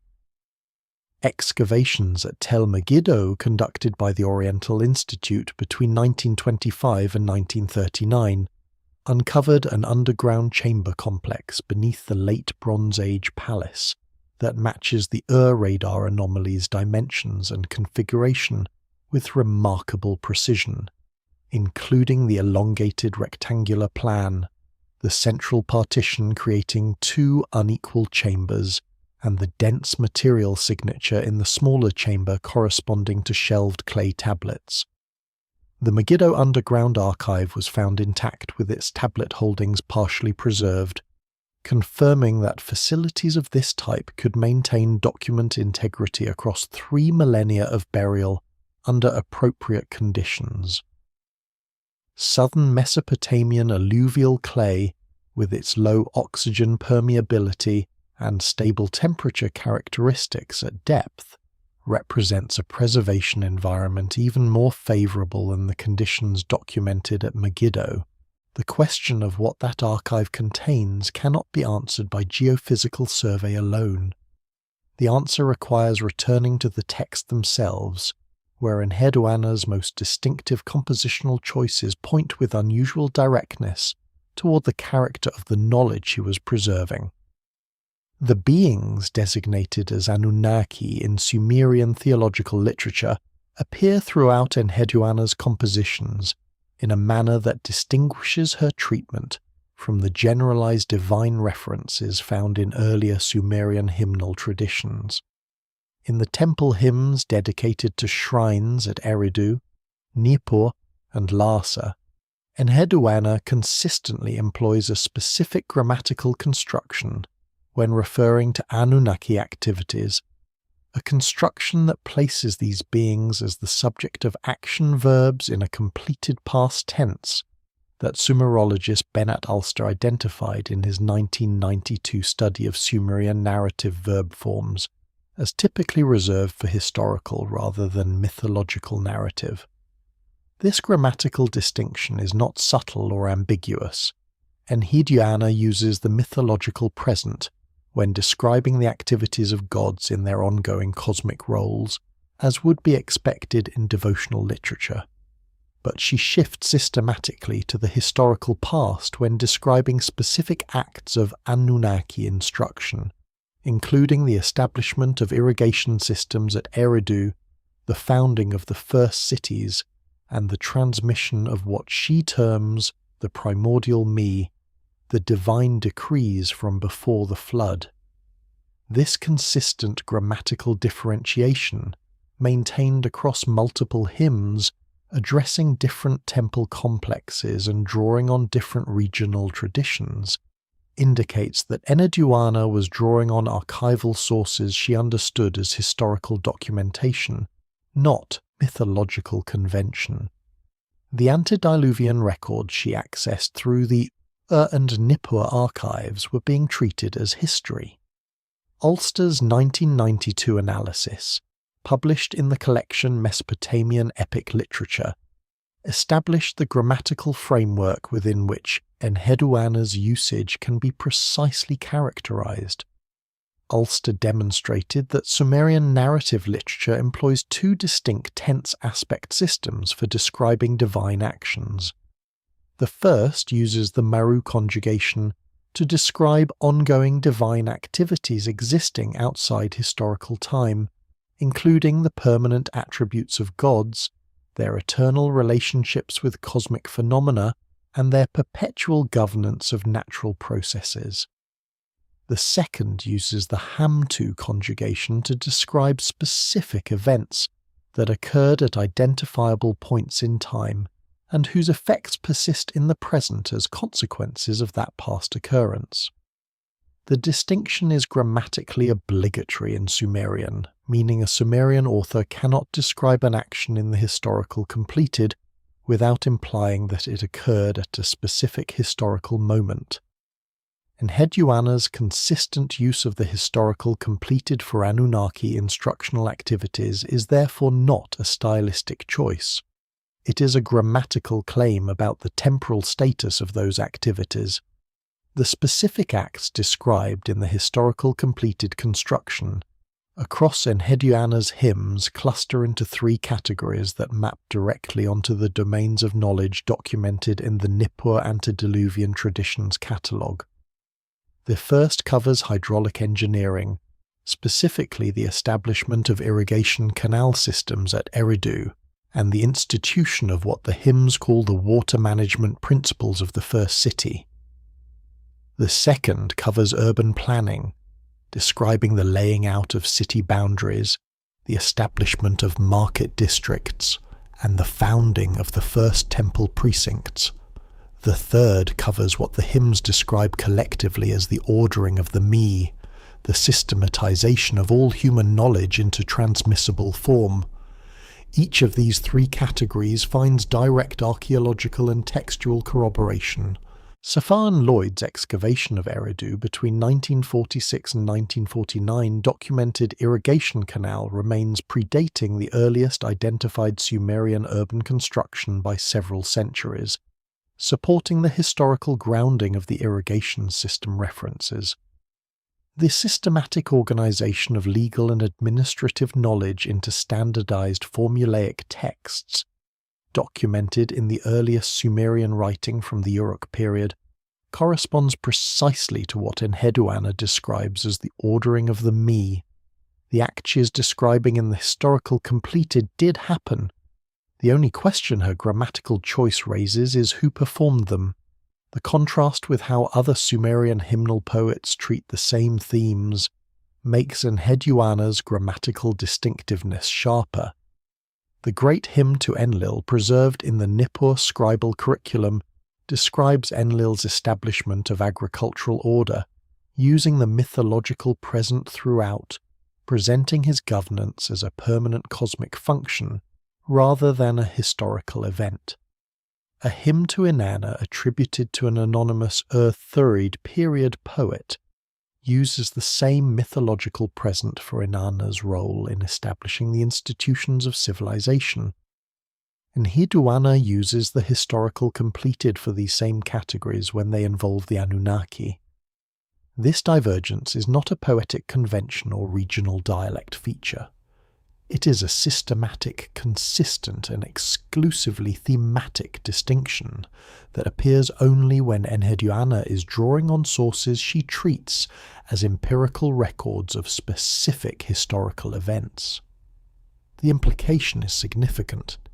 The materials in the antediluvian archive were not devotional or mythological texts at all. They were institutional records of actual activities by identifiable agents at specific historical moments, records that their custodians at Ur and Nippur had maintained as authenticated historical documents for the entire span of their known institutional history.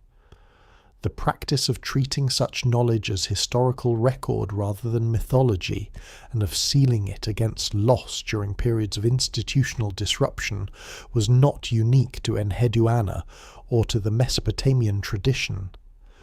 The concept of a final authoritative document deliberately concealed at the close of a great institutional guardian's life appears with remarkable consistency across ancient cultures that had no documented contact with Mesopotamian literary tradition.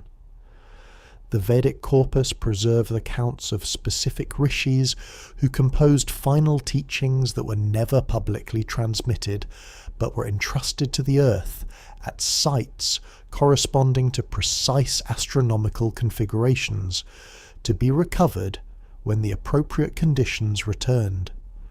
The Mahabharata contains passages describing Vyasa's completion of a text too comprehensive for ordinary transmission, deposited beneath the root of a specific sacred tree at a location identified by celestial alignment.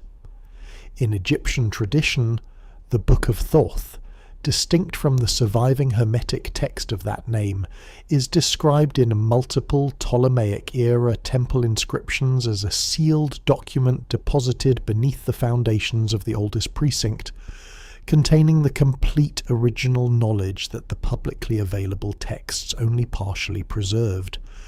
Tamil Sangam tradition describes the final Academy of Scholars, producing a complete synthesis of all prior knowledge that was deliberately submerged in the sea to prevent its falling into unprepared hands.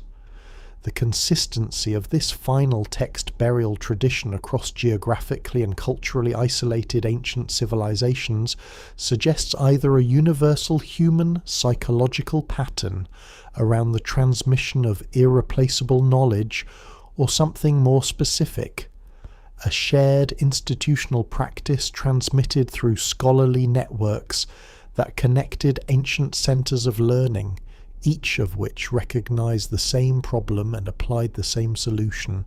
The Vedic accounts of sealed final texts deserve examination beyond their general reference. The tradition associated with the sage Agastya, one of the 7 primary rishis whose compositions form the core of the Rig Veda, describes him as composing a final synthesis at the close of his active teaching career, and entrusting it to a sealed vessel buried at a location identified by the conjunction of the star Canopus with the southern horizon. Canopus, the second brightest star in the night sky, was used by both Mesopotamian and Egyptian astronomers as a primary navigation reference for southern sky observations, appearing in Mesopotamian astronomical texts as the beacon of the water-bearer. The appearance of this specific stellar marker in both the Vedic final text burial tradition and in the Mesopotamian astronomical texts examined earlier in this investigation suggests either remarkable independent convergence or a shared observational tradition from which both derived their astronomical reference system.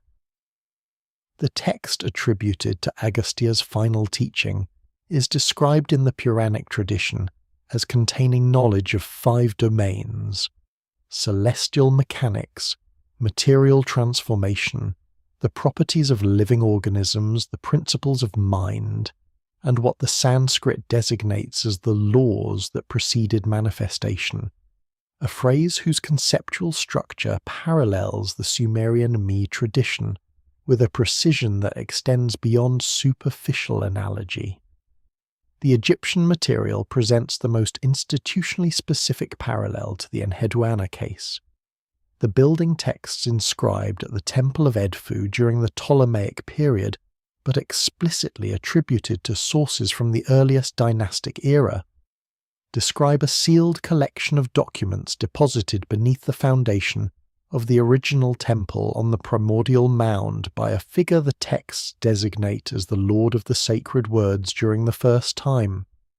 The Edfu texts specify that this sealed collection contained the complete plans for the reconstruction of sacred knowledge following a great catastrophe, and that the deposit included not only textual material, but physical instruments and material samples that illustrated principles the text described. The description of a combined text and instrument deposit mirrors the Nippur administrative text's specifications for innermost archival repositories almost exactly, including the distinction between material storage and working chambers that is visible in the radar data from Ur.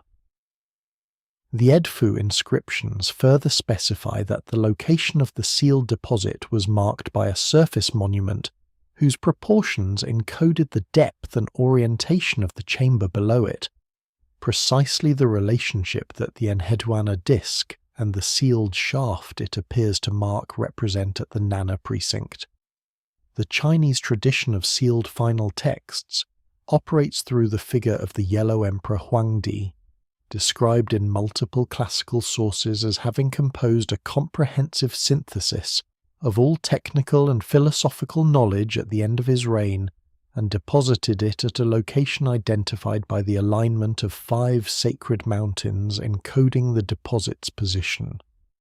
The Huainanzi, a Han Dynasty compilation drawing on much older sources, describes this deposit as containing the principles of medicine, agriculture, military strategy, and astronomical calculation, integrated with physical artifacts, demonstrating each principle's practical application.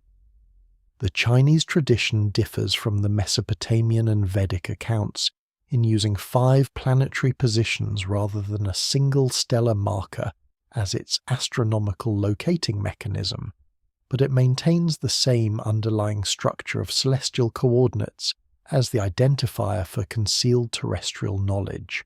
What is most significant about this cross-cultural pattern is not the general similarity of its elements, but the specific technical details that appear consistently, regardless of the geographical or cultural source. Every tradition in this group specifies astronomical coordinates as the locating mechanism. Every tradition specifies that the sealed materials include both textual content and physical instrumentation. Every tradition describes the deposit as having been prepared during a period when the institutional guardian knew that the knowledge would otherwise be lost. And every tradition includes either an explicit or implied marker left above the deposit's location to enable its eventual recovery. In the Enheduanna case, that marker is an alabaster disc bearing her name and a relief depicting the closing ceremony of her tenure, placed directly against the sealed shaft of the lower house of the threshold.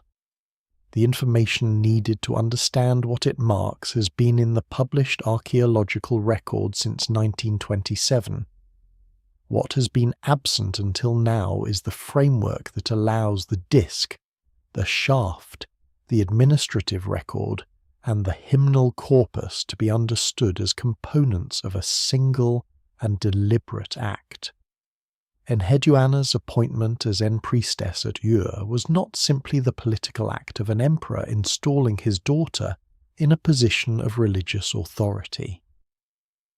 It established a precedent for royal blood appointment to the Priestess office that continued in documented form for at least 300 years after her tenure. The other 3 administrative tablets record at least 7 successive priestesses at Ur between Enheduanna's period and the end of the Ur III dynasty, several of whom are explicitly identified as daughters or close relatives of reigning kings. This hereditary pattern in priestly appointment is consistent with the broader Mesopotamian tradition of maintaining specific bloodlines as institutional guardians of specialized archival knowledge. Bioarchaeological analysis of skeletal remains recovered from elite burial contexts in the sacred precinct at Ur, conducted as part of the ancient genomes of the Middle East project coordinated through the Max Planck Institute for Evolutionary Anthropology, and with results published in Nature Communications in 2020, identified a genetically distinct cluster among burials associated with the priestly enclosure. This cluster shows statistically elevated frequency of specific genomic variants associated with enhanced working memory capacity and extended longevity markers relative to the contemporaneous general population burials from the same site.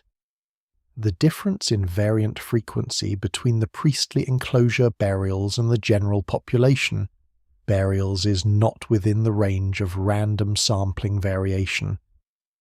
The 7 successive priestesses documented in Earth 3 records were not simply royal daughters appointed for political convenience. The administrative tablets governing their tenures show a consistent pattern of institutional continuity that goes beyond the ordinary transmission of religious office. Each of the 7 maintained the specific archival protocols documented during Enheduanna's tenure, including the access restrictions on the innermost archive sections and the formula designating restricted materials as requiring personal priestess authorization. This administrative continuity across 7 successive holders of the office, spanning approximately 200 years, indicates that the protocols were not merely conventional practices, but were treated as essential institutional requirements whose maintenance was non-negotiable regardless of the political circumstances of any particular appointment. The Ancient Genomes of the Middle East project was coordinated by Johannes Krauss of the Max Planck Institute for Evolutionary Anthropology, involving collaborators from the University of Cambridge, the Oriental Institute, and the Iraqi State Board of Antiquities.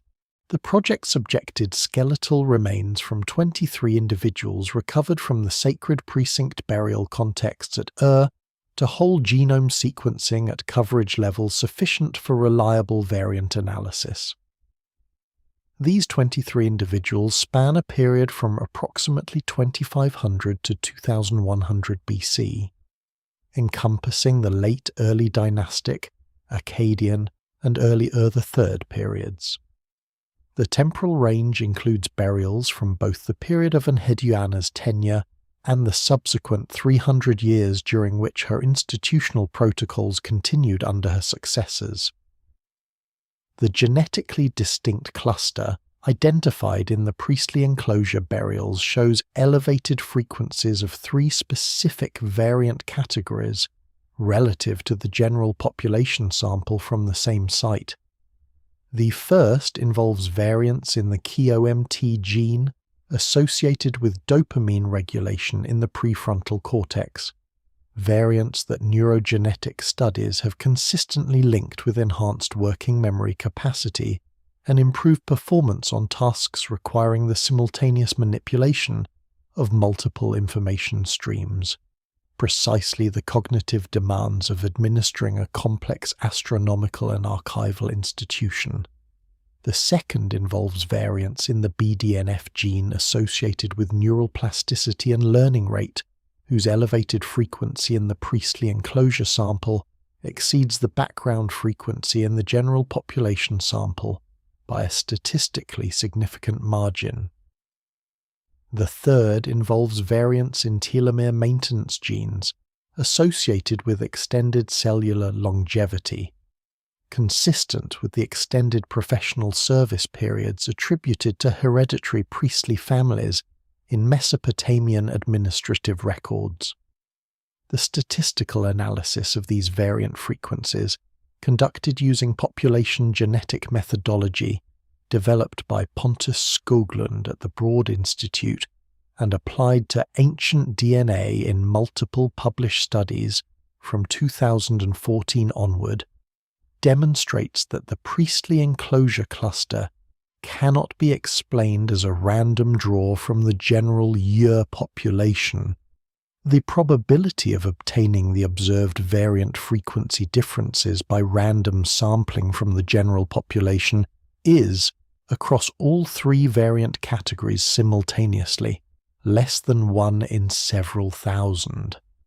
This is consistent with a population subjected to assortative selection for specific heritable traits over multiple generations, exactly what a systematic bloodline management program of the kind documented in the broader Mesopotamian archival tradition would produce across 2 to 3 centuries of operation. Administrative texts from the Old Babylonian period at Nippur, preserved in the Oriental Institute collection under designation Obi-Nip Priestly 22 through 47, document marriage protocols for families holding hereditary priestly positions that specify genealogical requirements extending 4 generations in each direction from the prospective couple. The thoroughness of these requirements and the administrative resources devoted to verifying them indicates that institutions maintaining these bloodlines understood their continuation as an institutional imperative rather than a social custom. The genetic distinctiveness of the Ur priestly enclosure burials provides the biological confirmation that these administrative protocols produced intended heritable outcomes across the centuries during which they were maintained. Enheduanna was not only preserving information in physical form through texts and architectural encoding, she was also preserving it in biological form through the hereditary institutions she helped establish, providing not merely a chain of institutional custodians, but a chain of individuals whose cognitive and physiological characteristics were systematically managed to maintain the interpretive capability necessary to work with the most demanding materials in the archive. The transmission history of that knowledge through the subsequent centuries reveals how carefully the boundaries between what could be shared publicly and what must be kept within initiated institutional channels were managed. The transmission history of Enheduanna's temple hymns provides a case study in the systematic management of ancient knowledge across institutional transitions. The Old Babylonian copies of the temple hymn collection, preserved in tablet collections at the Shoyan collection, the Yale Babylonian collection, and the Louvre, date to approximately 1800 to 1700 BC, roughly 500 years after Enheduanna's composition. Comparative analysis of these copies, conducted by Annette Skoll of the University of Göttingen in her comprehensive 2009 edition of the Sumerian hymnal literature, reveals systematic variance between different copy traditions that go substantially beyond scribal errors and regional dialect differences. In a specific category of variance that Skoll designates as the technical passages, sections of hymns describing the physical construction of temple elements and the astronomical orientations of specific sacred chambers, the Old Babylonian copies consistently substitute vague devotional language for the precise technical vocabulary that appears in the earlier Akkadian period tablet fragments. This substitution is not random or inconsistent, it is systematic and directional. Technical specificity is consistently removed and replaced with generalized religious reference. The publicly transmitted version of the hymnal corpus had been editorially processed to remove technical content while preserving theological and literary content. The question of where the unredacted version was preserved points directly back to the institutional archive of the Nanna temple complex at Jørgen Skoll's 2009 analysis, identified 34 specific textual locations across the hymn collection, where comparison between the Akkadian period fragments and the Old Babylonian curriculum copies shows the technical to devotional substitution pattern. The Akkadian period fragments, preserved primarily in the collections of the University of Pennsylvania Museum and the Istanbul Archaeological Museum and representing copies made within approximately 1 to 2 generations of Enheduanna's lifetime, preserve the original technical vocabulary intact. The Old Babylonian curriculum copies, which form the basis of scribal education at Nippur, Ur, and other centers for several centuries, systematically replace this vocabulary with generalized praise formulas that describe the same temple features in terms of divine beauty and sacred power rather than dimensional specifications and orientation coordinates. 3 examples from Zgol's analysis illustrate the pattern with particular clarity. In hymn 9, addressed to the Ekur temple at Nippur, the Akkadian period fragment uses a technical term for the angular relationship between the inner sanctum axis and the north celestial pole that requires knowledge of the latitude of Nippur and the epoch date to calculate correctly.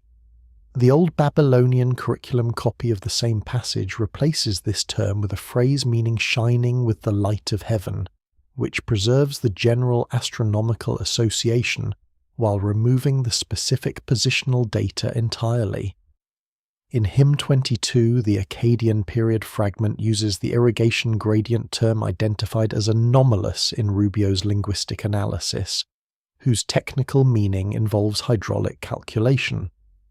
The Old Babylonian copy substitutes a phrase meaning life-giving waters flow according to divine will, which preserves the subject matter while eliminating the calculable technical content.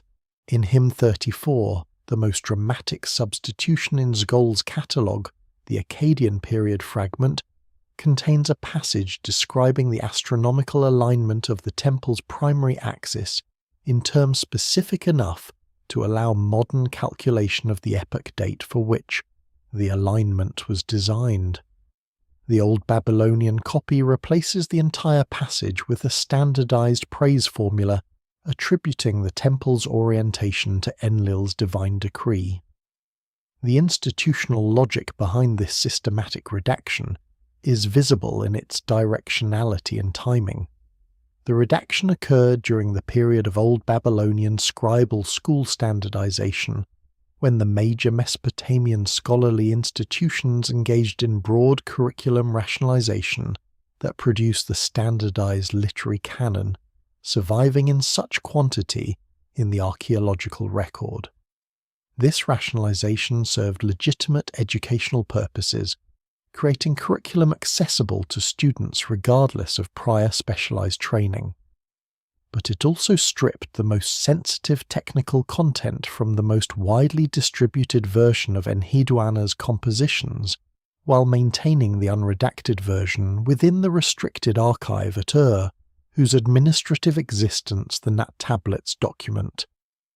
The publicly available hymns preserved the literary and theological framework of the original compositions.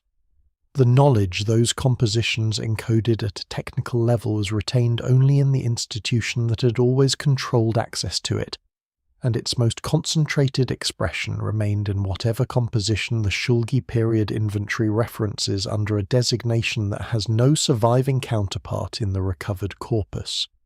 The organizational colophon that closes Enheduanna's hymn series in the most complete preserved exemplar, held at the Oriental Institute under designation Ni 4461, describes the collection as the hymns of the earthly houses. That limiting qualifier, houses of the earth, as opposed to houses of heaven, implies by its own grammatical structure the existence of a complementary series addressed to non-terrestrial sacred spaces. No such complementary series has been identified among the recovered cuneiform corpus. Administrative inventory tablets from the III period at Nippur, cataloguing the contents of the temple archive under Shulgi of list a composition attributed to Enheduanna under the designation the upper hymn, a text that does not correspond to any composition in the surviving 42. The listed tablet count for this work, preserved as 2 large tablets and 1 fragment, implies a composition of substantial length, comparable in scope to Nin-me-shara or the larger temple hymns. No tablets matching this description have been identified in any collection. The administrative record acknowledges its existence. The scholarly record contains no trace of its survival. The gap between these 2 facts is one of the most significant unexplained absences in Mesopotamian literary studies, and it points toward a deliberate act of selective preservation rather than the accidents of archaeological survival. The grammatical analysis of the colophon's limiting qualifier deserves the closer examination it has not received. The Sumerian construction employed in the closing formula of Ni 4461 uses the term ki, meaning earth or ground, in opposition to an implied and meaning sky or heaven, employing a contrastive construction that in Sumerian grammar carries the specific function of defining a category by exclusion. This is the set of things that are not that. The colophon is not simply naming the collection. It is explicitly distinguishing the collection from a category it does not belong to.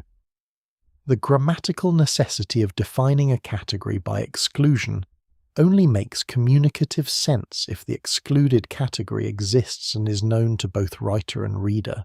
A scribe closing a collection of 42 hymns with a formula specifying that these are the earthly hymns would have no reason to introduce the spatial qualifier unless a parallel collection of non-earthly hymns also existed, and could be confused with the earthly series in the absence of the distinguishing formula.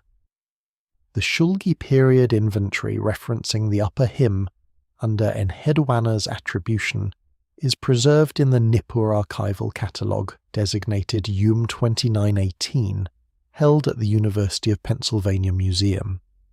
The catalogue entry describes the work using a size classification corresponding to large format tablets of approximately 30 centimeters by 20 centimeters, with the 2 tablet plus fragment indication suggesting a total text length of approximately 400 to 500 lines, roughly comparable to the length of Nin-me-shara in its most complete version. The catalogue entry includes a storage designation, placing the upper hymn not in the scribal school curriculum section of the Nippur archive, but in a restricted holding section, whose access protocols parallel those documented at Ur for the innermost archival categories. The pattern of catalogue references without surviving tablets extends beyond the upper hymn to at least 3 other compositions attributed to Enheduanna in Old Babylonian and earthy inventory lists that have no identified counterparts in the recovered corpus. Each unrecovered composition is listed with storage designations indicating restricted access rather than curriculum use. Each shows a tablet count implying substantial length. Each appears in administrative inventories spanning multiple institutional locations and time periods, indicating these were not single local holdings that might be explained by excavation gaps, but compositions known across the Mesopotamian scholarly network that had been systematically removed from general circulation while remaining present in restricted institutional holdings. The pattern points not toward accidental loss, but toward deliberate management of what entered the public scholarly record and what remained within the institutional channels that Enheduanna's archival protocols had established. The physical space where that management was conducted had properties that made it uniquely suited to its purpose. The acoustic engineering properties of ancient Mesopotamian sacred architecture have received almost no systematic investigation, despite the growing evidence that the builders of these structures incorporated specific resonance characteristics into their designs with the same deliberateness they applied to astronomical alignment. Archaeoacoustic analysis of ancient sacred structures across the ancient Near East, including work conducted by Rupert Till of the University of Huddersfield at multiple sites in the region, has demonstrated that Neolithic and early Bronze Age temple architects routinely created environments where particular frequency ranges are dramatically amplified while others are suppressed. Theoretical acoustic modelling of the Nanna temple complex at Ur, based on Woolley's architectural plans and surviving foundation dimensions, conducted in connection with Till's broader research program, indicates that the inner sanctum of the complex in its Akkadian period configuration would have produced a standing wave resonance at approximately 111 Hz. This frequency appears consistently across multiple ancient sacred architecture sites from different cultures, including sites at Malta, Newgrange in Ireland, and Enheduanna in Peru. Neuroscientific research conducted by Ian Cook and colleagues at the University of California, Los Angeles, and published in Neurological Research in 2008, demonstrated that this specific frequency range corresponds to a shift in brain activity associated with enhanced pattern recognition and heightened receptive states. The question of whether this acoustic property was incorporated into ancient sacred architecture through empirical discovery or through the transmission of a design principle from older sources is one the evidence from Ur has not yet resolved. The Malta hypogea, specifically the Halsaflieni hypogeum on the island of Malta, dating to approximately 3600 to 2500 BC, provide the most thoroughly studied example of deliberate acoustic design in prehistoric sacred architecture. The underground chamber complex, excavated beginning in 1907 under the supervision of Themistocles Zammit, was subjected to systematic acoustic analysis by a team from the University of Malta's Acoustic Laboratory, with results published in the Journal of the Acoustical Society of America.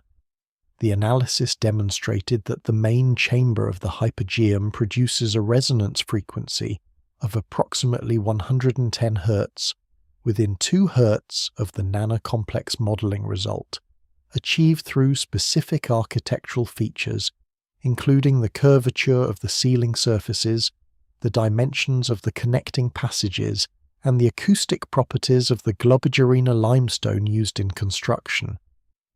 The study confirmed that these features represent deliberate architectural choices whose acoustic outcome would have required empirical testing during the construction process. The Newgrange Passage tomb in County Meath, Ireland, dating to approximately 3200 BC, presents a comparable case at a greater geographical remove from Mesopotamia. Acoustic analysis conducted by Aaron Watson and David Keating of Reading University in 1999 demonstrated that the inner chamber produces strong resonance at approximately 112 Hz under specific conditions, again within 2 Hz of the Nanna complex result, achieved through the specific dimensions of the passage and chamber and the acoustic reflectivity of the curbstone-lined passage walls. The Enheduanna site in the Peruvian Andes, dated to approximately 1200 to 200 BC and excavated by John Rick of Stanford University between 1995 and 2008, shows the same acoustic property in its galleries, which Rick's acoustic analysis demonstrated produced standing wave resonance at approximately 110 to 115 Hz through deliberate dimensional choices in the gallery cross-sections. Cook's 2008 study, conducted through controlled experiments with human subjects, demonstrated that exposure to sound environments dominated by frequencies in the 100 to 115 Hz range produces a consistent shift from left hemisphere dominant to right hemisphere dominant neural activity as measured by electroencephalographic recording during exposure. This shift is associated with the theta brainwave state, characterized by reduced analytical processing and enhanced pattern recognition, creative association, and receptivity to novel categorical connections. In the context of the Nanna complex's inner sanctum, the architectural production of this resonance frequency would have created conditions systematically favorable to exactly the cognitive states most useful for working with complex encoded information systems requiring the recognition of non-obvious structural patterns.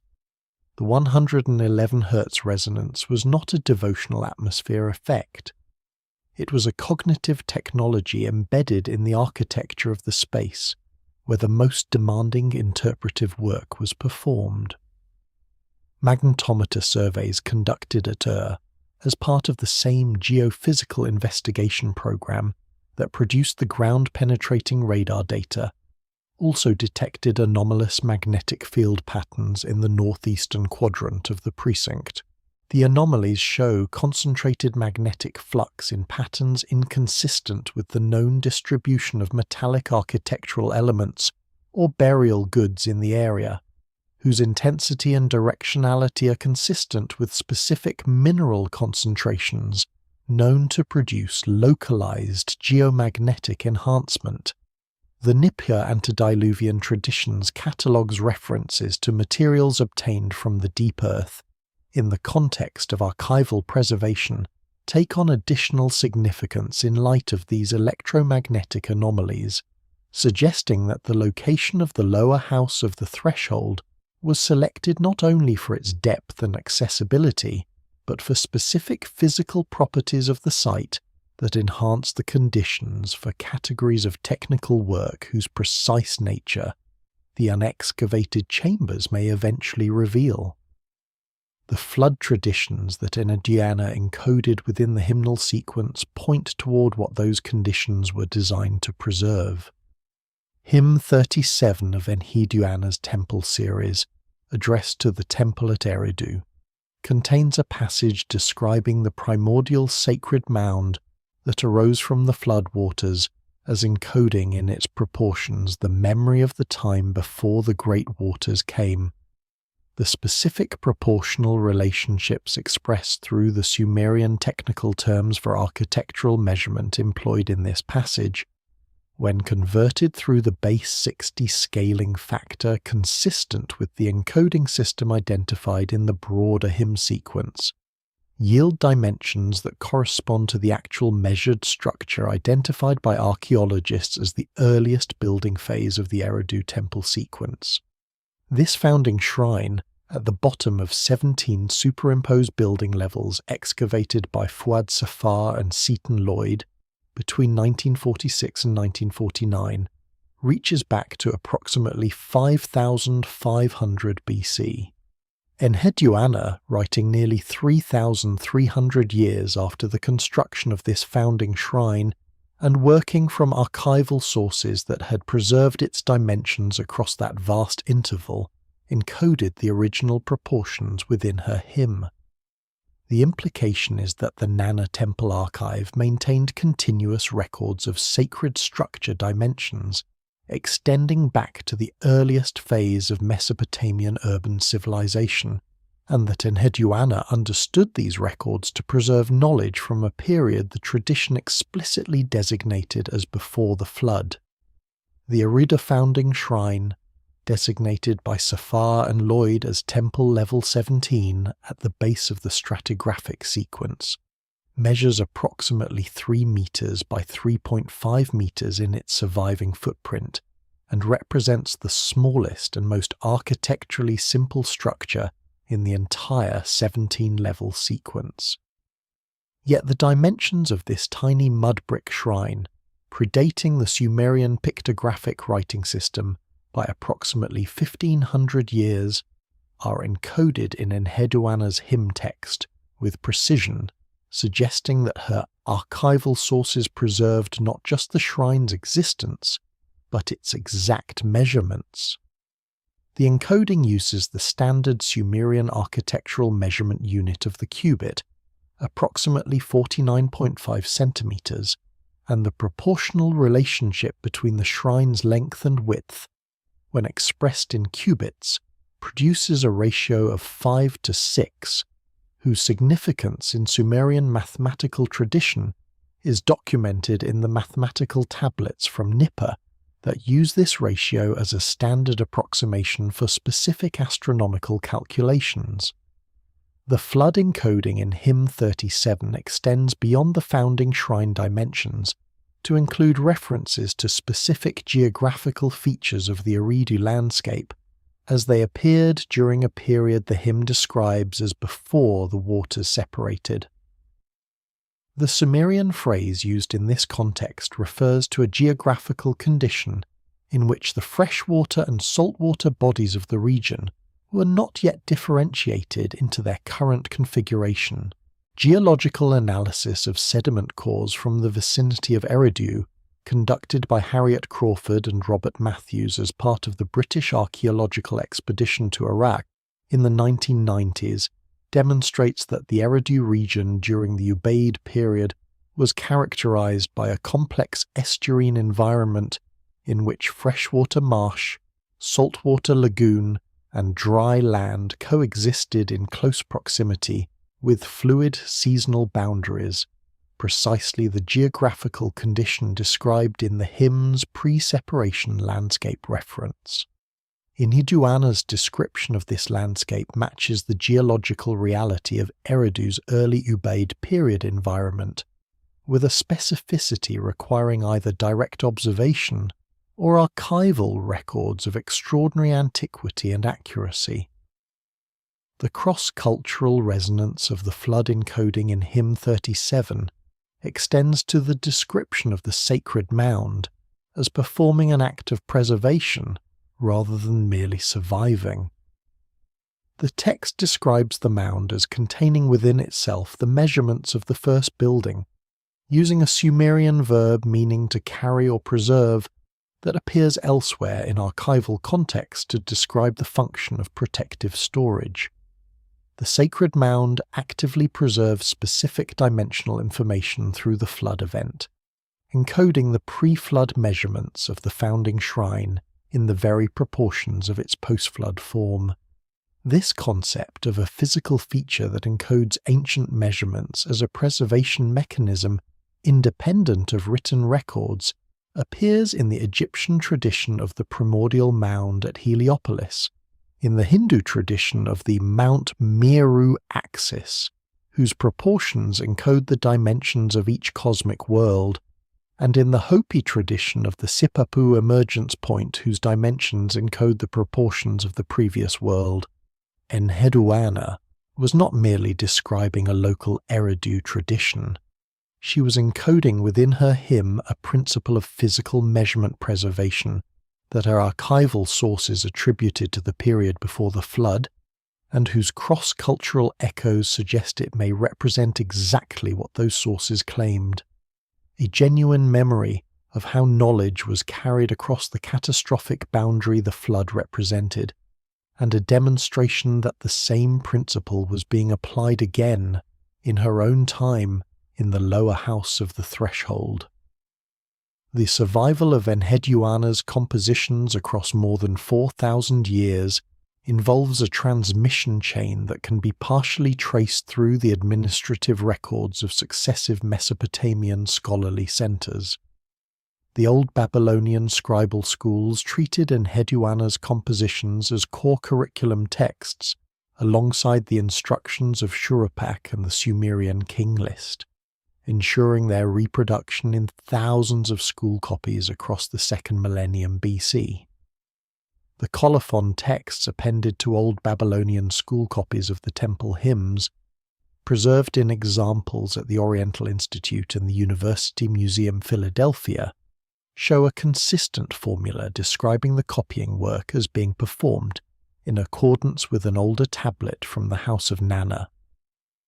This designation indicates that the Old Babylonian copies derived not from the widely distributed Nippur curriculum tradition, but from exemplars maintained specifically within the institutional framework of the Nanna priesthood at Ur. This distinction is significant because it implies the existence of a separate and potentially more complete textual tradition, maintained within the Ur Temple institution itself, a tradition that may have preserved elements of the full hymnal corpus not included in the publicly circulated Scribal School version. The chain from this Ur-maintained tradition to later scholarly centers runs through the Neo-Sumerian period, the Old Babylonian educational reforms under Shulgi, and ultimately to the Babylonian mystery schools that preserved and transmitted the most sensitive elements of Mesopotamian scholarly knowledge through the political catastrophes of the 2nd and 1st millennia BC. the educational reforms under Shulgi of Ur, who reigned for approximately 48 years spanning the late 22nd and early 21st centuries BC, represent the first major institutional formalization of Enheduanna's compositions as canonical scholarly texts. The reforms, documented in the administrative tablets of the Ur-III scribal school system preserved in the Yale Babylonian Collection and the University Museum, Philadelphia, established a standardized literary curriculum whose colophon formula consistently attributed its Enheduanna exemplars to the House of Nanna rather than to any Nippur curriculum source, preserving evidence that the Ur-maintained tradition was understood as uniquely authoritative even by scribal schools outside Ur's direct institutional jurisdiction. What the Shulgi reforms standardized for public curriculum use was the redacted version, the compositions from which technical vocabulary had been systematically removed. What remained within the Ur institutional framework, documented in the Enat administrative corpus under restricted access protocols that continued unchanged across the reform period, was the unredacted tradition that the reforms made no attempt to incorporate into the public curriculum. The Kassite period, spanning approximately 1595 to 1155 BC, represents a critical phase in the transmission chain that has received inadequate scholarly attention. The Kassite rulers of Babylon maintained deliberate cultural conservatism toward Babylonian scholarly tradition, actively patronizing the preservation and standardization of Mesopotamian literary and scientific texts.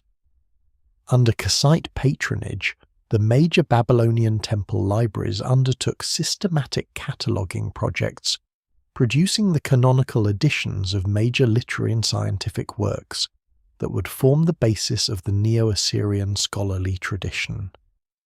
Administrative tablets from the Kassite period temple complex at Ur, held in the Iraq Museum under catalogue designations KT-Ur 44 through KT-Ur 61, document the continuation of the access restriction protocols for the innermost archival sections established in Enheduanna's tenure. The restricted materials were not incorporated into the canonical Kassite editions, but remained within the Ur institutional framework under the same authorization requirements documented throughout the preceding millennium.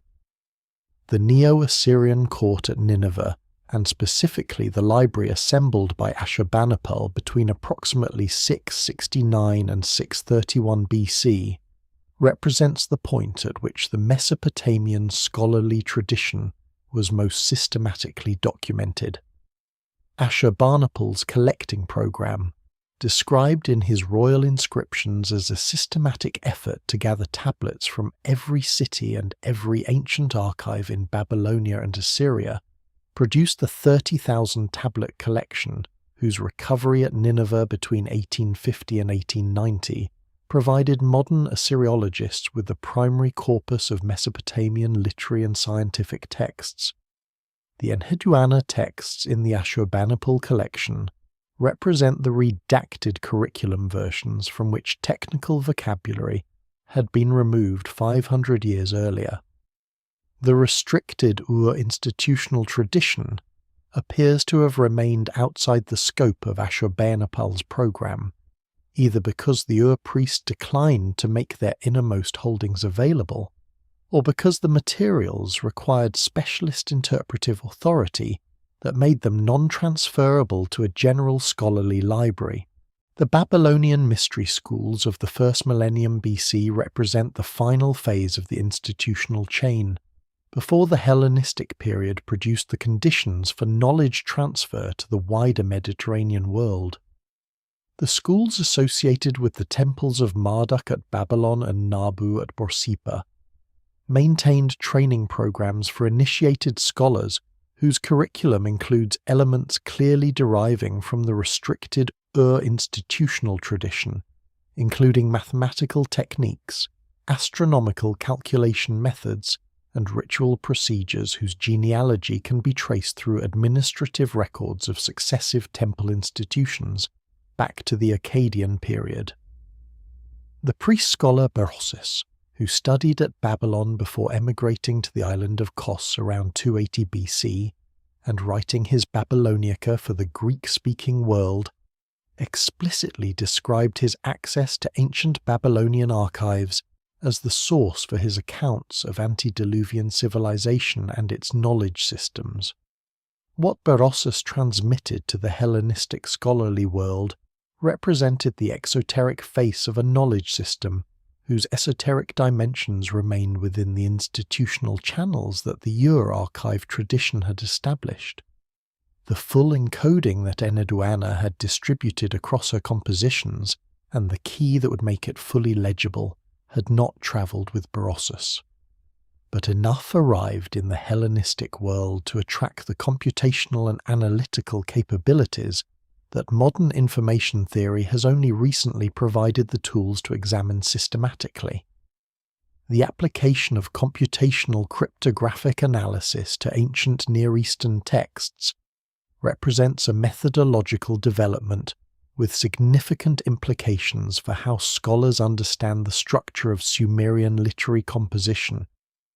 Research conducted by Marcus Hamilton at the Santa Fe Institute and published in PLOS ONE in 2017 applied information theoretic analysis to a corpus of Sumerian literary texts, including Enheduanna's temple hymns, and identified statistical regularities in the texts exceeding what would be expected from purely compositional variation in natural language. Hamilton attributed these regularities to the formalized nature of Sumerian liturgical composition. However, when examined against Enheduanna's institutional context and the astronomical encoding identified in the hymn sequence's syllabic structure, a more specific interpretation becomes available. The non-random distribution of technical terminology across the hymnal sequence follows a pattern consistent with what cryptographers call distributed encoding, a method by which complete information is distributed across multiple texts, such that no single segment carries independently decodable content but the full sequence, read according to a specific interpretive key, reveals a coherent underlying message. The interpretive key required to decode such a distributed system would itself need to be preserved separately, in a sealed document whose function was specifically to enable the decoding of the larger corpus. This is precisely the function that a final tablet containing the interpretive framework for the full body of encoded knowledge would serve. Hamilton's information theoretic methodology draws on the mathematical framework of Shannon entropy, the measure of information content and redundancy in a communication channel, formalized by Claude Shannon at Bell Laboratories in 1948.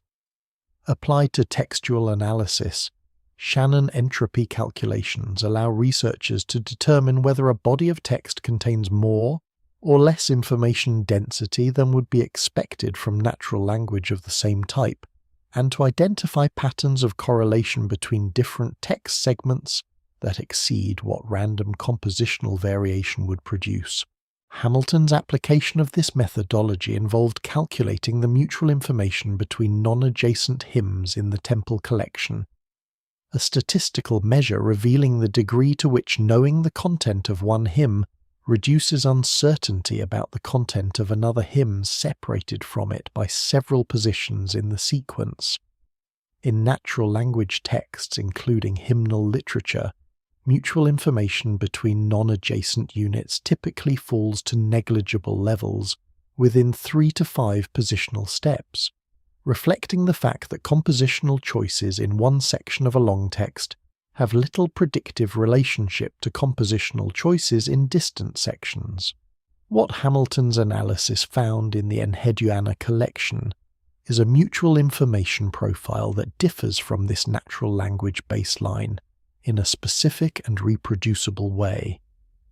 hymns separated by multiples of 18 positional steps, corresponding to the Saros cycle boundary, identified in the syllabic count analysis, show elevated mutual information values significantly exceeding the baseline. Hymns separated by multiples of 23 positional steps, corresponding to the Metonic boundary, show a secondary elevation, and certain specific non-adjacent pairs show mutual information values so elevated relative to baseline that they indicate near-deterministic relationships between those specific hymns' technical vocabulary choices, meaning that knowing which anomalous technical terms appear in one hymn allows reliable prediction of which terms appear in its systematically related partner hymn. This profile is the statistical signature of distributed encoding, a technique documented in the cryptographic literature on threshold secret sharing schemes. In threshold secret sharing, a message is divided into components distributed across multiple carriers in such a way that any subset of the carriers below a threshold number contains no recoverable information, while the complete set combined according to the correct recombination procedure yields the complete message. The mutual information profile of the Enheduanna hymn collection is consistent with the threshold scheme in which the full sequence of 42 hymns constitutes the complete carrier set, and the recombination procedure must be brought from outside. The sealed final tablet would have provided exactly this function, containing the recombination procedure that transforms the distributed statistical signals across the 42 hymns into a coherent, recoverable message. The historical existence of deliberate steganographic encoding in ancient Near Eastern texts is not without precedent. Cuneiform scholar Ulla Koch-Westenholz of the University of Copenhagen documented in her 2002 study of Babylonian divination literature a category of astronomical omen texts from the Neo-Assyrian period that encode technical astronomical data within the structural grammar of omen formulas, using syntactic relationships between omen conditions and predicted outcomes to convey planetary position information that would not be apparent without knowledge of the encoding convention. The principle demonstrated by Koch-Westenholz's analysis removes the methodological objection that deliberate encoding in Enheduanna's compositions is an anachronistic attribution. The tradition of Mesopotamian literary steganography is documented. The question regarding her compositions is not whether such encoding is plausible in this cultural context, but whether the statistical evidence Hamilton identified is adequately explained by it. The convergence of evidence from the sealed shaft, the administrative record, and the cross-cultural final tablet traditions suggest that the most parsimonious explanation is also the most significant one. The city of Nippur in its earliest phases occupied a landscape substantially transformed by 6,000 years of hydrological change in the Mesopotamian delta region.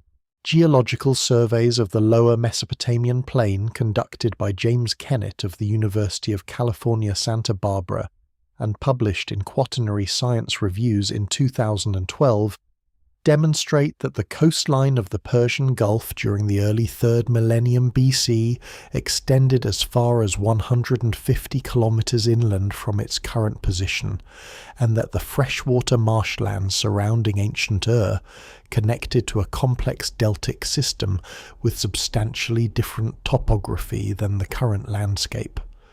Marine archaeological surveys of the Upper Persian Gulf conducted in association with the Kuwait National Museum between 2007 and 2014 recovered ceramic assemblages from underwater contexts at depths between 15 and 25 meters that include Ubaid period pottery sequences extending earlier than 5000 BC. The existence of substantial settled occupation in areas now submerged beneath the northern Persian Gulf during the period immediately before Enheduanna's era has direct implications for the archival traditions she was drawing upon. The pre-Diluvian king traditions in the Nippur tablets describe the earlier cities in a landscape that does not correspond to the current Mesopotamian geography.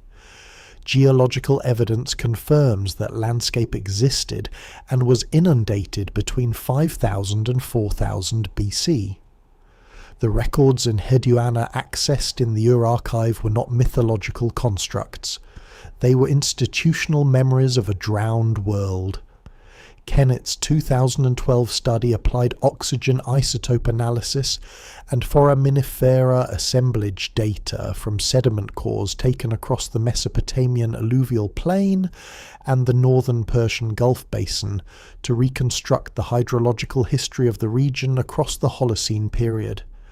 The study demonstrated that the Persian Gulf basin was completely or substantially dry during the last glacial maximum approximately 20,000 years ago, when global sea levels were 120 to 130 meters below current levels, and that the basin began filling with seawater from the Strait of Hormuz approximately 14,000 years ago.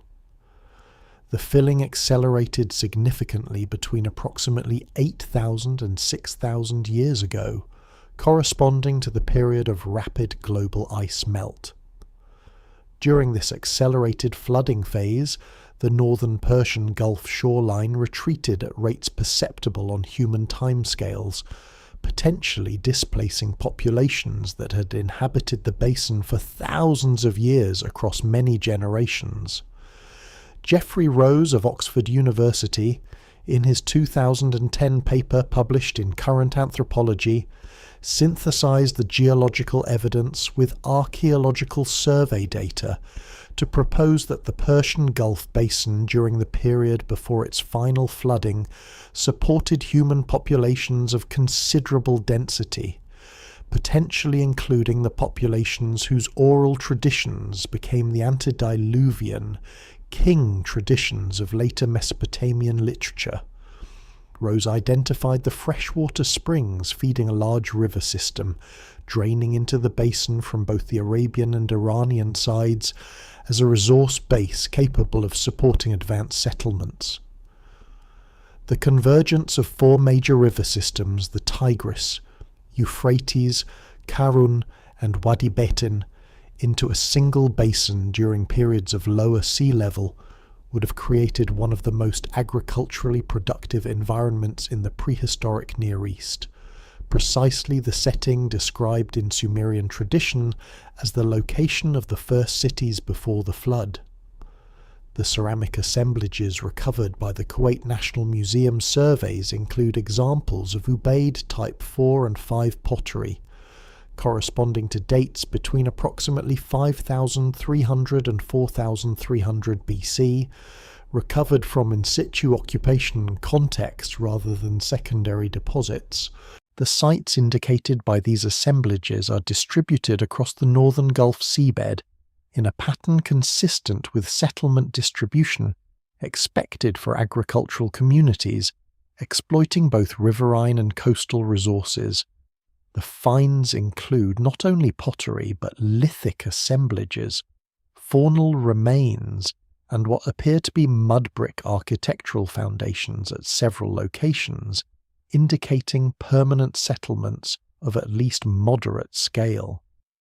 The archival materials that Enheduanna accessed in the innermost sections of the Ur and Nippur archives described a real landscape that geological evidence now confirms existed precisely where and when the tradition placed it. The antediluvian king traditions describing rulers of the earlier cities used a geographical framework that does not match current Mesopotamian topography, but matches the reconstructed Persian Gulf basin landscape with a fidelity that cannot be attributed to coincidence. The archival materials she treated with the historical completed grammatical construction were describing real cities in a real landscape. The institutional memory she was drawing upon was not mythology. The records preserved beneath the Nanna temple's threshold represented knowledge transmitted across the flooding of that world, and what she sealed in the lower house of the threshold was her attempt to ensure that knowledge survived the next comparable disruption. The chain that carried these records from the drowned world to Enheduanna's archive did not end with her. The institutional transmission of knowledge from the Sumerian temple schools, through Babylonian scholarly centers, to the great intellectual synthesis of the Hellenistic period, represents one of the most consequential and least systematically examined knowledge transfers in human intellectual history.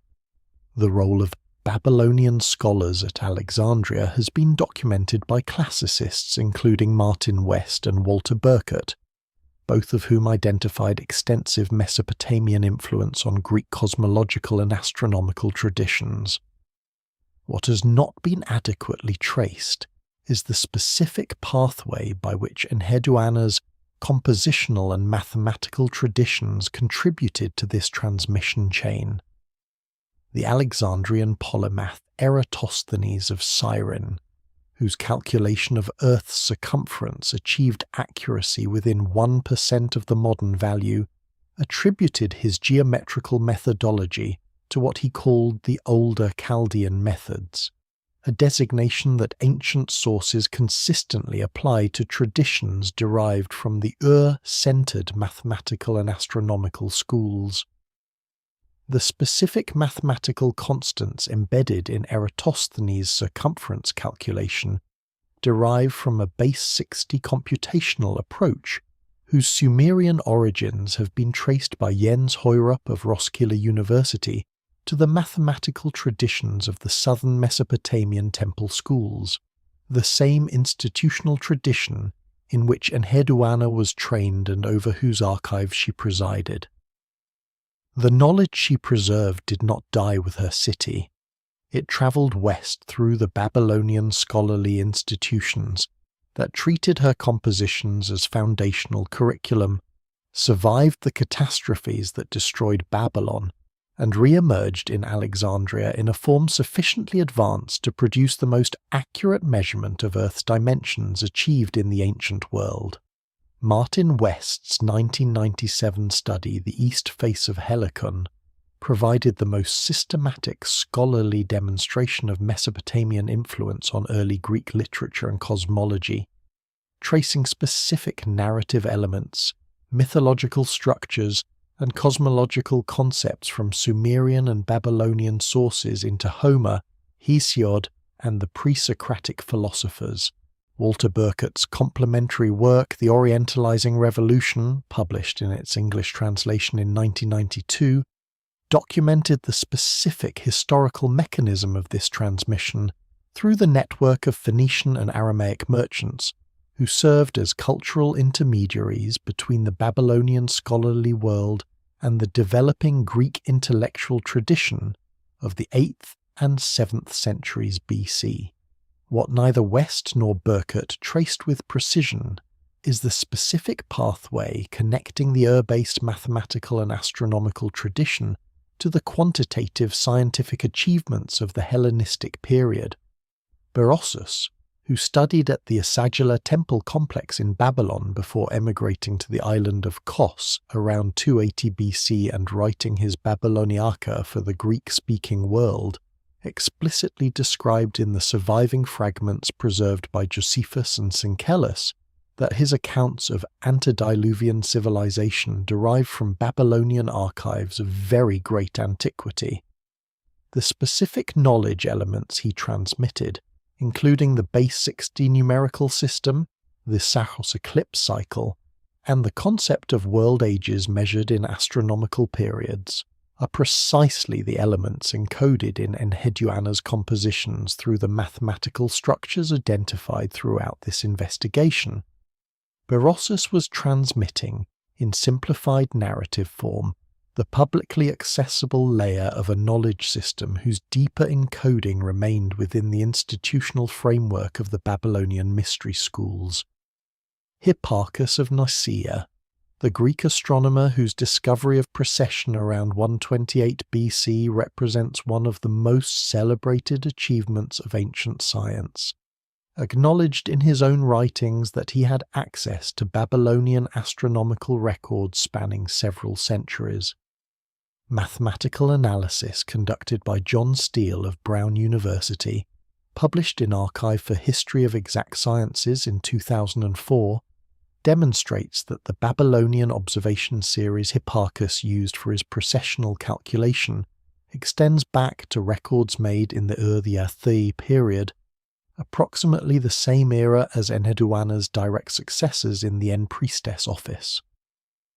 The base 60 mathematical framework in which these records were kept is the same framework that Enheduanna's hymnal encoding employs, and the astronomical constants required for precessional calculation are among the values distributed across the hymn sequence's structural architecture. The Antikythera mechanism, recovered from a 1st century BC shipwreck off the Greek island of Antikythera, and now understood through X-ray tomography as an analog computational device, encodes eclipse prediction, Metonic synchronization, and planetary motion calculations through gear ratios corresponding precisely to the Saros cycle of 223 synodic months and the Metonic period of 235 synodic months, the same astronomical periods encoded in Enheduanna's hymnal structure. The mechanism's mathematical architecture is Sumerian in its foundations. Its immediate intellectual ancestors are the Babylonian astronomical tablets. Its more distant ancestor, the institutional knowledge system within which these calculations were first organized into a coherent unified framework, is the archival tradition over which Enheduanna presided at Ur. What she sealed beneath the threshold of the first house was not the endpoint of that tradition. It was the foundational document from which the entire transmission chain flowed westward and forward across 2,000 years of scholarly inheritance. The prophetic dimensions of Enheduanna's compositions has been largely invisible to scholarship focused on their theological and literary character, but examined against the background of Sumerian cyclical time concepts and the astronomical encoding identified throughout her work, a specific predictive framework emerges from the closing section of Nin-me-shara that connects her compositions to the broader ancient tradition of civilizational warning appearing across multiple independent cultures. The passage in question, which most translators render as a hymn of personal triumph following Enheduanna's restoration, contains a sequence of astronomical references that, when decoded using the base 60 structural keys embedded in the temple hymn collection, describes a specific celestial configuration involving the inner planets visible from the latitude of Ur. This configuration occurs approximately every 1,760 years. The occurrence immediately preceding Enheduanna's period falls approximately at 4500 BC, correlating with the archaeological evidence for the major cultural disruption between the Ubaid and Uruk periods that produced the sudden leap in Sumerian urban sophistication. The next occurrence after Enheduanna falls approximately at 520 BC, the period of the Babylonian exile and the reformulation of Hebrew and Persian theological traditions in response to civilizational catastrophe.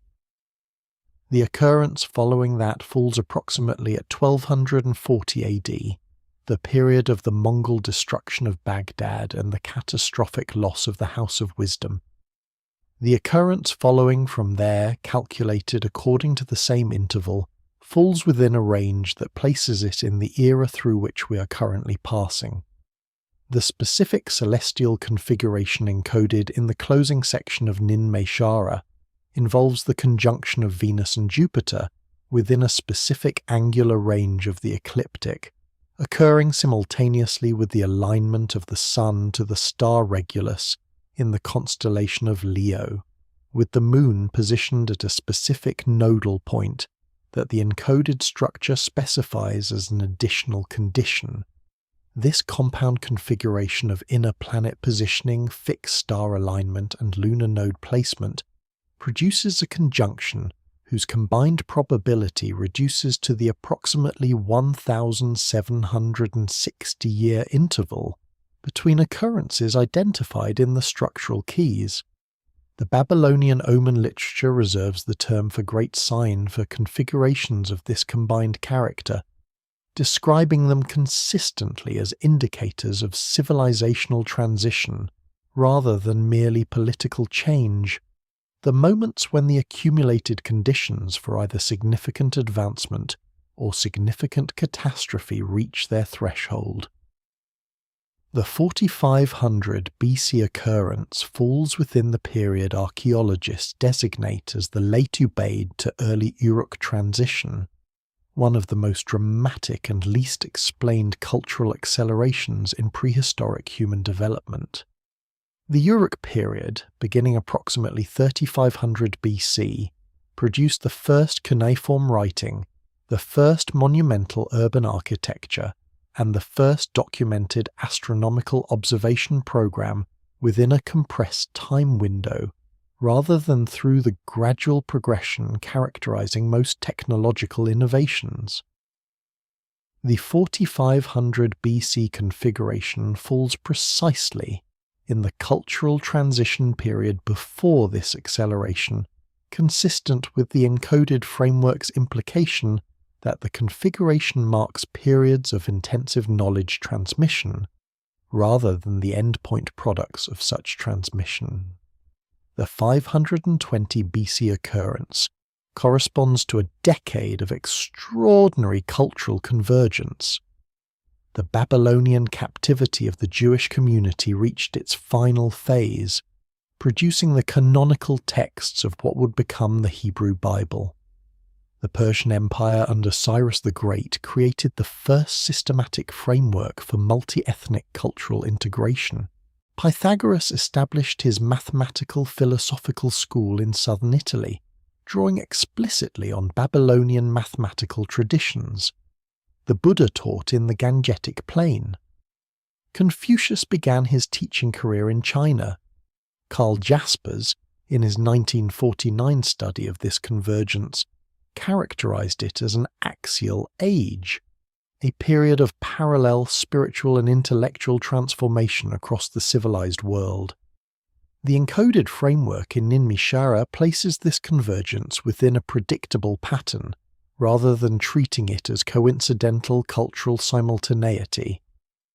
The 1240 AD window corresponds precisely to the Mongol campaigns that destroyed Baghdad in 1258, eliminating the House of Wisdom and its accumulated translations and original scholarship, and simultaneously devastated the Central Asian and Persian scholarly networks that had maintained the Babylonian intellectual tradition through its Islamic phase. The destruction of Baghdad represents the single most catastrophic loss of accumulated scholarly knowledge between the burning of the Library of Alexandria and the present era.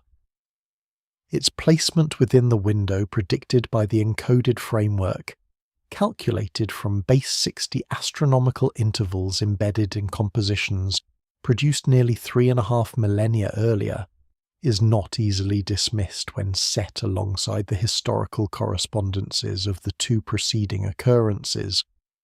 The current window, opening in the period following the 1240 AD occurrence, and calculated through the same interval structure, encompasses an era characterized by conditions that the encoded closing passage of Nin-me-shara describes not as predicting catastrophe, but as designating a threshold of decision, a period when knowledge preserved from previous cycles must be brought forward if it is to influence the trajectory of the transition rather than be lost within it.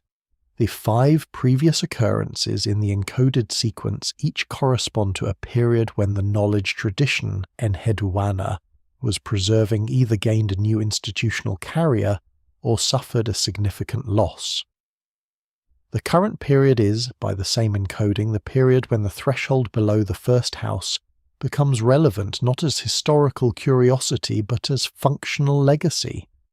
The final tablet that Enheduanna prepared in the last decade of her tenure at duplicated by master priestly scribes in an accelerated copying program, documented in the Nat administrative corpus, sealed in the lower house of the threshold beneath the calcite disk that Leonard Woolley noted in his field journal on the 17th of March, 1927, and never returned to examine further, may contain the complete version of what the publicly available compositions encode only in distributed fragments. The hymn she wrote for 1,000 years of scribal school curriculum preserved the structure. The ziggurat her successors built above the precinct preserved the proportions. The bloodline institution she established preserved the interpretive capability. And the sealed chambers beneath the northeastern quadrant of the Nanna precinct, indicated by radar anomalies summarized in a preliminary report that has not been acted upon, may preserve the key that makes all of it legible. What Enheduanna wrote on her last tablet before she ordered it buried forever may be the most significant unread document in human history. The evidence for where it lies has been accumulating, piece by recoverable piece, since the morning of the 17th of March, 1927, waiting for the framework that transforms a collection of anomalies into a case. The evidence assembled across this investigation points toward a conclusion that conventional scholarship has lacked the methodological framework to articulate.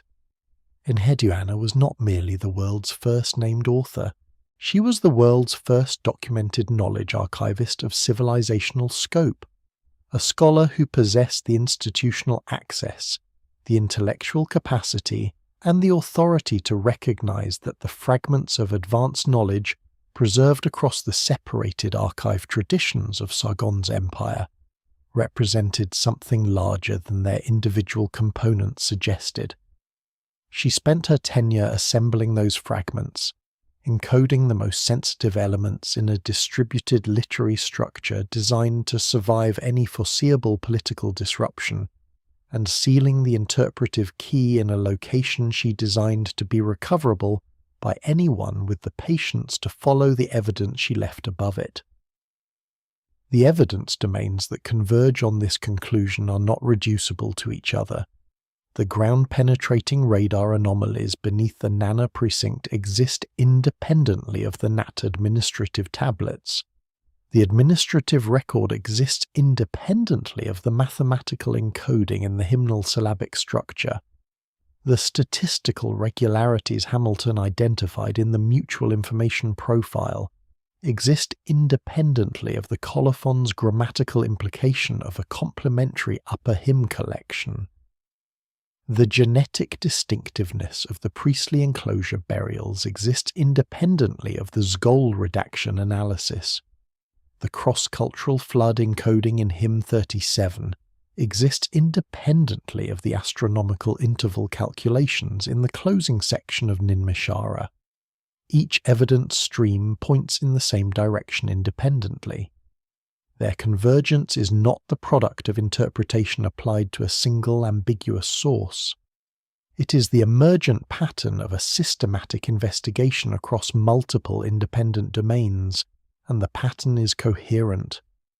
What this convergence implies for our understanding of ancient human history extends beyond the specific case of Enheduanna. If the archival tradition she preserved was itself derived from sources, the flood traditions attributed to periods before the Ubaid settlements, and if the geological evidence now confirms that a habitable and apparently inhabited landscape existed in the Persian Gulf Basin before its inundation between 5000 and 4000 BC, then the knowledge systems she was drawing upon represent the intellectual inheritance of civilizations that conventional archaeology has not yet systematically investigated.